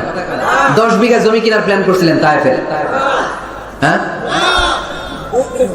নিজের কোন লাভের জন্য গেছেন তায়েফে? তায়েফবাসীদেরকে জাহান্নামের আগুন থেকে বাঁচানোর জন্য, নিজের লাভের জন্য না। তায়েফবাসীরা যেন জাহান্নামে ফেরেশতাদের লাথি না খায়, তায়েফবাসীরা যেন জাহান্নামের আগুনে না জ্বলে, ওদেরকে বাঁচানোর জন্য, ওদের লাভের জন্য আল্লাহর হাবিব সাল্লাল্লাহু আলাইহি ওয়াসাল্লাম গিয়েছিলেন। সেখানে তিনি ওয়েলকাম হন নাই, সেখানে পাথর বৃষ্টি মারা হয়েছিল। এমন তাবৎ কোনো অত্যাচার নাই বিশ্বনবীর উপর করা হয় না। 3টা জায়গায় কি সুশ্রী দেখো আমার নবীর, কি সুন্দর ছিল আল্লাহর হাবিব সাল্লাল্লাহু আলাইহি ওয়াসাল্লামের শরীর। তিনি বলতেন আনা মালিহুন ওয়া আখি ইউসুফ সাবিহুন, আমি লাবণ্যময় সুন্দর, আমার ভাই ইউসুফ সাদা সুন্দর। মিলহুন থেকে মালিহ, মিলহুন মানে লবণ, লবণ থেকে লাবণ্যময়। আমি লাবণ্যময় সুন্দর, আমার ভাই ইউসুফ সাদা সুন্দর। এই সুন্দর মানুষটার দেহে পাথর মারা হয়েছে। Can you imagine that? আপনি কি কল্পনা করতে পারেন? 3টা জায়গায় বিশ্বনবীকে আক্রান্ত করা হয়েছে, রক্তের বন্যা বইয়ে গিয়েছিল। আওয়াজ করে বলেন ঠিক কিনা? খেয়ে না খেয়ে দিন প্রচারের কাজে নিজেকে দিয়েছ বিলিয়ে, তায়েফের কাফিরেরা চিনল না সে আলো, দুষ্ট ছেলেদের পিছু দিল লেলিয়ে। পাথরের আঘাতে ক্ষত বিক্ষত হয়ে সারা শরীর থেকে রক্ত ঝরে। এ রাসূল তোমাকে ভুলি আমি কেমন করে, এ রাসূল তোমাকে ভুলি আমি কেমন করে। ঠিক কি না? তায়েফের ছেলেরা রক্তাক্ত করেছিল সেদিন আমার নবীকে। বিশ্বনবী অটল, অনড়, মন খারাপ করেননি, সবর ইখতিয়ার করেছেন, মাফ করে দিয়েছেন। নিজ এলাকা থেকে চলে যেতে বাধ্য করা হয়েছে, হিজরত করলেন মক্কা থেকে মদিনায়। আহা, মক্কাকে এত ভালোবাসতেন বিষ্ণু ইসা ইসলাম। হিজরতের রাতে বারবার মক্কার দিকে তাকায়, বারবার তাকায়, চোখের পানি ছাড়ে আর বলে মক্কা তো আহাব্বুল বিলাদ ইলাইয়া, মক্কা আমার কাছে সবচেয়ে প্রিয় নগরী, প্রিয় শহর। লাউলা উখরিজতু লামা খারাজতু, আমার যদি জোর করে মক্কা থেকে তাড়িয়ে দেয়া না হতো আমি জীবনও মক্কা ছেড়ে কোথাও যেতাম না। নিজ এলাকা ছেড়ে চলে গেলেন। খাইবারে খাবারের মধ্যে বিষ মিশিয়ে দেয়া হবে, জানেন ঘটনা? এক ইহুদি নারী দাওয়াত দিয়েছে বিশ্বনবীকে। বিষ্ণু ইসা ইসলাম দাওয়াত পেলে ফিরাতেন না, তিনি গেলেন, খাসির গোশত খেতে পছন্দ করতেন, খাসির গোশতের মধ্যে পয়জন মিক্স করে দেওয়া হলো, বিষ। এই বিষের ব্যথায় তিনি আজীবন কষ্ট পেয়েছেন। এতেকালের আগে তিনি বলেছিলেন, ওই যে খায়বারের যুদ্ধে যে ব্যথাটা আমি পেয়েছি বিষের কারণে, ওই ব্যথা আজকে আমার আবার উঠেছে। এজন্য আমার নবীর মৃত্যুটা ছিল শাহাদাতের মৃত্যু। তাকে বিষ্ণু ইসা ইসলামকে বিষ খাইয়ে এই দুনিয়া থেকে বিদায় করানো হয়েছে। স্বাভাবিক মৃত্যু ছিল না বিশ্ব নবীর, ওই বিষের ব্যথায় তিনি মৃত্যুর আগে কাতরাচ্ছিলেন। ব্ল্যাক ম্যাজিক করা হয়েছে, 6 মাস অসুস্থ। লাবিদ ইবনুল আসাম ইহুদিদের মিত্র বিষ্ণুনবীর ব্ল্যাক ম্যাজিক করেছে। ব্ল্যাক ম্যাজিক চিনেন না? বান মারে না এলাকায়, নরসিংদীতে আছে, কি বলে এটাকে, কি কয়? হ্যাঁ, কি মারে? বান মারে, জাদুটোনা, এগুলো করেন আপনারা? এগুলো করেন না। আল্লাহ হাবিব সাল্লাল্লাহু আলাইহি ওয়াসাল্লামকে 6 মাস ব্ল্যাক ম্যাজিক করে রাখা হলো। তার মানে অত্যাচার, অনাচার, পরীক্ষার, বাধা বিপত্তির এমন কোনোটা নাই যেটা বিশ্বনবী অতিক্রম করে নাই, ঠিক কিনা? তার মানে যিনি নেতা হবেন তাকে পরীক্ষা দিয়ে নেতা হতে হবে, বাধা বিপত্তি এগিয়ে সামনে যেতে হবে, তা না হলে তিনি নেতা হতে পারবে? তার সবগুলা গুণ বিশ্বনবী সাল্লাল্লাহু আলাইহি ওয়াসাল্লামের মধ্যে ছিল। আলহামদুলিল্লাহ পড়েন। নেতা হওয়ার জন্য 3 নম্বর যে কোয়ালিটি লাগে সেটা হচ্ছে এলোকোয়েন্স, বাগ্মিতা। বক্তব্য দিতে জানা লাগে, বক্তব্যে পারঙ্গমতা থাকা চাই, ফাসাহাত, বালাগাত জানা চাই। নেতা যদি ভাষণ দিতে না পারে, এটা কি নেতা? কথা কয় না, এটা নেতা? এজন্য নেতা হইতে হইলে কি করা লাগে? ভাষণ দিতে জানা লাগে। দেখবেন যত বড় নেতা তত চমৎকার তার ভাষণ। আমাদের এদেশের স্বাধীনতার স্থপতি বঙ্গবন্ধু শেখ মুজিবুর রহমানের সেই 7ই মার্চের রেস কোর্সের ভাষণ মনে আছে? এবারের সংগ্রাম মুক্তির সংগ্রাম, এবারের সংগ্রাম এখনো কানে বাজে, ঠিক কিনা? যতদিন বাংলাদেশ থাকবে ততদিন এই ভাষণ থাকবে কি থাকবে না? তাহলে নেতা হইতে হইলে এরকম ভাষণ জানা লাগে। বারাক ওবামার নাম শুনছেন? কথা কয় না, শুনছেন? শুনছেন? এই লোকটাও চমৎকার ভাষণ দিতে জানতো। যে এলাকায় যাইতো ওই এলাকা ধরে ডাক দিত, লোকজন খুশি হয়ে যেত। নির্বাচনে জিতে প্রথমে উনি গেল শিকাগো সিটিতে, আমেরিকা একটা শহর আছে শিকাগোতে, বিশাল বড় অ্যাসেম্বলি। উনি ভাষণ শুরু করলেন এভাবে, হ্যালো শিকাগো, মানে পুরো শিকাগো শহরটার একটা ডাক দিলেন। শিকাগোর লোক তো আনন্দে আটখান হয়ে কাই, খুশি। তার মানে নেতাকে ভাষণ দিতে জানতে হয়, কথা বলতে না জানলে নেতা হইতে পারে? কথা বলেন। বক্তব্যে পারঙ্গমতা থাকা চাই, অসাধারণ বক্তব্য দেওয়ার ক্ষমতা থাকা চাই। এবার আসুন দেখি বিষ্ণু ইসা ইসলামের এটা ছিল কি ছিল না? আল্লাহর হাবিব সাল্লাল্লাহু আলাইহি ওয়াসাল্লামের বক্তব্য দেওয়ার গুণাবলী ছিল কি ছিল না? সহিহ মুসলিমের বর্ণনা, আল্লাহর হাবিব সাল্লাল্লাহু আলাইহি ওয়াসাল্লাম বলেন, উতিতু জাওয়ামিউল কালিম, আমাকে আল্লাহ তাআলা জাওয়ামিউল কালিম দিয়েছে। মানে আমি এমন কথা বলি, কথাগুলো ছোট কিন্তু এর আবেদন অনেক বড়। আমি কথা বলি অল্প কিন্তু এটার impact in the heart of people, in the heart of the listener, যারা শুনে তাদের হৃদয়ে এটার প্রভাব অনেক বেশি। আমার কথাগুলো concise in wording but comprehensive in meaning. বলি কম, অর্থ বেশি। 1000 লাইন ব্যাখ্যা করো, আমার কথাকে ব্যাখ্যা শেষ করা যায় না। চিল্লায় বলেন ঠিক কিনা? তিনি জাওয়ামিউল কালিম জানতেন, এত সুন্দর পরিষ্কার পরিচ্ছন্ন আরবি ভাষায় তিনি কথা বলতেন। আবার আম্মা জান বলেন, সহিহ বুখারীর বর্ণনা, আল্লাহর হাবিব সাল্লাল্লাহু আলাইহি ওয়াসাল্লাম যখন বক্তব্য রাখতেন, লাউ আদাহুল আদুল আহসাহু, কেউ যদি চাইতো আল্লাহর হাবিব সাল্লাল্লাহু আলাইহি ওয়াসাল্লাম বক্তব্যে কয়টা বাক্য বলেছেন, কয়টা শব্দ বলেছেন, কয়টা বর্ণ ব্যবহার করেছেন, চাইলে প্রতিটা বাক্য আর শব্দ হাতে গোনা যেত। সুবহানাল্লাহ নাই? এত সুন্দর পরিচ্ছন্ন আরবিতে তিনি বক্তব্য করতেন, কথা বলতেন। লাউ আদাহুল আদুল আহসাহু, কেউ চাইলে গুনতে পারতো রাসূল সাল্লাল্লাহু আলাইহি ওয়াসাল্লাম ওনার ভাষণে কয়টা বাক্য বলেছেন, ওনার এই বক্তব্যে তিনি কয়টা শব্দ ব্যবহার করেছেন, চাইলেই গুনা যেত। সুবহানাল্লাহ পড়েন। আল্লাহর হাবিব সাল্লাল্লাহু আলাইহি ওয়াসাল্লাম যখন বর্ণনা করতেন, বুখারীর বর্ণনা, আ'আদাহা সালাসান, গুরুত্বপূর্ণ কোনো কথা বললে এটা 3 বার রিপিট করতেন, হাত্তা তুফহামা আনহু, যাতে এটা সহজে বোঝা যায়। গুরুত্বপূর্ণ কথা বলার সময় কয়বার বলতেন? আল্লাহর হাবিব সাল্লাল্লাহু আলাইহি ওয়াসাল্লাম একবার তাকওয়ার ওয়াজ করছিলেন আর বলছিলেন, আত-তাকওয়া হা হুনা, আত-তাকওয়া হা হুনা, আত-তাকওয়া হা হুনা, ওয়া ইউশিরু ইলা সাদরিহি 3 মাররাত, তাকওয়া এখানে, তাকওয়া এখানে, তাকওয়া এখানে বলে তিনি অন্তরের দিকে 3 বার ইঙ্গিত করেছেন। সুবহানাল্লাহ বলবেন না? তাকওয়া থাকে কোন জায়গায়? কোথায়? নাকি আল্লাহর হাবিব বলছেন আত-তাকওয়া হা হুনা, আত-তাকওয়া হা হুনা, আত-তাকওয়া হা হুনা, কি বলছেন? আত-তাকওয়া হা হুনা, তাকওয়া থাকে হৃদয়ে। তার মানে গুরুত্বপূর্ণ কথা বলার সময় আল্লাহর হাবিব সাল্লাল্লাহু আলাইহি ওয়াসাল্লাম 3 বার রিপিট করতেন। সুবহানাল্লাহ পড়েন। এরপর আম্মা জান আয়েশা রাদিয়াল্লাহু তাআলা আনহা বর্ণনা করেন, বুখারীর বর্ণনা, ইয়াতাকাল্লামু বিকালামিন বাইয়িন ফাসলিন, আল্লাহর হাবিব যখন কথা বলতেন, ইয়াতাকাল্লামু বিকালামিন বাইয়িন, সুস্পষ্ট ভাবে কথা বলতেন, ফাসলিন, থেমে থেমে কথা বলতেন। ইয়াতাহাফাযুহু মান জালাসা ইলাই, তার আশেপাশে যারা বসে থাকতো চাইলে সবগুলো কথা সহজেই মুখস্থ করে ফেলতে পারতো। ইয়াতাকাল্লামু বিকালামিন বাইয়িন, সুস্পষ্ট কথা বলতেন, অস্পষ্ট কোনো কথা আল্লাহর হাবিব সাল্লাল্লাহু আলাইহি ওয়াসাল্লাম কখনো বলেন নাই। ফাসলিন, থেমে থেমে, এক বাক্য শেষ আরেক বাক্য, এক কথা শেষ আরেক কথা। ইয়াতাহাফাযুহু মান জালাসা ইলাই, এত সুন্দর করে বলতেন তার আশেপাশে যারা বসা চাইলে এগুলো মুখস্থ রাখতে পারতো। আওয়াজ করে পড়তে হবে আল্লাহু আকবার। আবার আল্লাহর নবী মাঝে মাঝে আবেগঘন বক্তব্য দিতেন। সাহাবারা বলেন বিশ্বনবী মাঝে মাঝে এমন বক্তব্য রাখতেন, ওয়াজিলাত মিনহাল কুলুব যারাফাত মিনহাল আয়ুন, বিশ্বনবীর বক্তব্য শুনে আমাদের হৃদয় বিগলিত হয়ে যেত, বিশ্বনবীর আলোচনা শুনে, নসিহত শুনে আমাদের চোখ দিয়ে দাঁড় দাঁড় করে পানি ঝরতো, দাঁড় দাঁড় করে চোখ দিয়ে পানি ঝরতো, হৃদয় বিগলিত হয়ে যেত। তার মানে আবেগঘন বক্তব্য দিতে জানতেন। আবার পাশাপাশি বিশ্বনবী মাঝে মাঝে জিহাদি বক্তব্য দিতেন, তেজস্বী বক্তব্য দিতেন।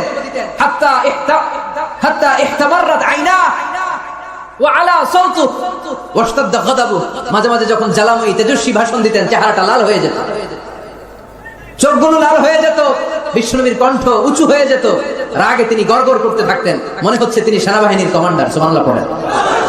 এই বর্ণনাগুলো থেকে বোঝা যায় একজন বক্তার বক্তব্য দেওয়ার যত কোয়ালিটি থাকতে পারে, যত চমৎকার বক্তব্যের পারঙ্গমতা থাকতে পারে, তার সবগুলো আমার নবীর মধ্যে ছিল কি ছিল না?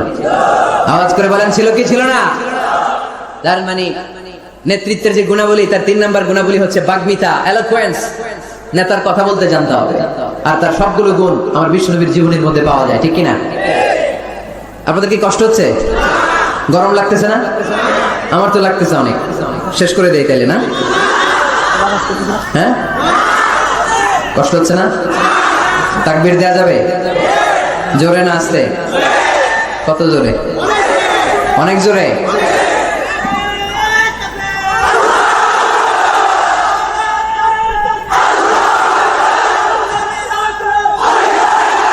পানি আছে?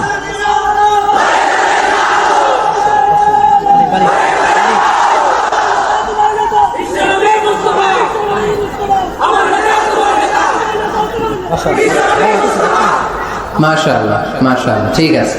তাহলে আরো কয়েক মিনিট বলা যায় না?